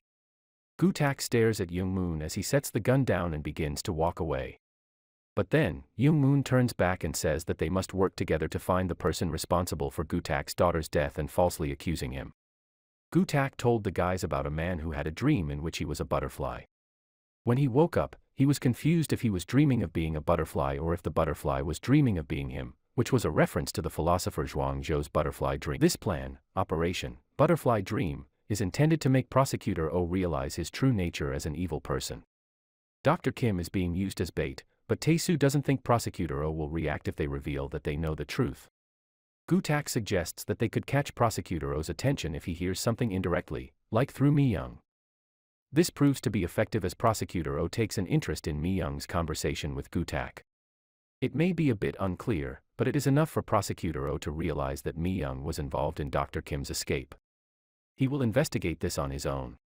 Tae-soo is asking for time to see Sun-young because he feels responsible for her husband's death. He confesses that he was the one who killed him, and explains the details of how it happened and how he made it look like an accident. Sun-young is overwhelmed by what Tae-soo is telling her and collapses to the ground in shock. Tae-soo explains that he is telling her this because she once asked him why her husband's killer had taken his life and he wanted to provide her with an answer. Tears flowed down his face as Tae-soo admitted that he was to blame for her husband's death. He was unable to forget Sun-young and the feelings he had for her were the cause of her husband's death. He expressed his remorse, begging for her forgiveness, but he acknowledged that he did not deserve it. "I am sorry. I'm truly sorry," he said. Once it is daylight, Tae-soo rejoins the group and they go to the docks to confront Prosecutor Oh.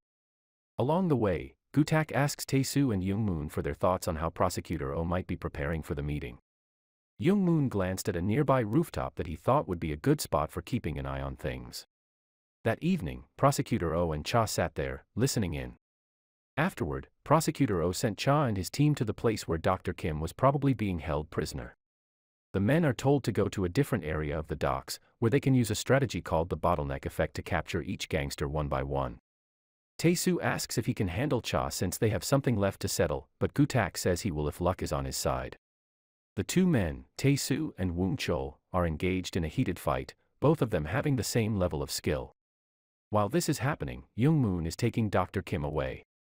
Prosecutor Oh is tricked and has no choice but to take whatever opportunity he can to escape. Tae-soo attempted to stop the knife from falling into Cha's other hand, but Cha began to swing it around. Tae-soo then headbutt Cha, flipping them both over. Cha put Tae-soo in a chokehold, but Tae-soo managed to punch Cha a few more times and threw him against a bar. Woong-chol is being attacked by a lot of people, but then Tae-soo shows up to help him. Woong-chol teases Tae-soo for his rough condition, and Tae-soo responds by saying he doesn't look much better. It's funny to see them joking around in this situation. Finally, Prosecutor Oh finds Young-moon and Dr. Kim with his head covered. He points his gun at the doctor and smugly states that he knew the therapist would eventually break down and gives a half-hearted apology. Young-moon questioned if the law was about killing a killer's family, then asked if anyone had heard the proverb that, it is a human action to commit a sin, but justifying it is the work of the devil. Prosecutor Oh smirks, knowing that he can match the person who quoted Tolstoy. He believes that the only way to make a difference in the world is to start with himself. He wants to ensure that criminals get the punishment they deserve, so that victims can find some solace. Young-moon may be able to break through the prosecutor's manipulated justice system, but he is still a killer in the end. Prosecutor Oh is convinced that his actions are slowly correcting wrongs and restoring order. Young-moon chuckled, saying, "I'm meant to be the psychopath, but why do you seem like the more psychotically inclined one to me?" Prosecutor Oh is ready to sentence Young-moon to death, thinking that a psychopath like him is sure to end up killing someone eventually. However, he is unaware that instead of Dr. Kim, the cloth is covering Gu-tak. Gu-tak grabs Prosecutor Oh and starts hitting him furiously, asking why Ji-yeon had to die. Young-moon stops him and then, before leaving, he points to the camera in the corner. Mi-young walks in and notices what has been going on.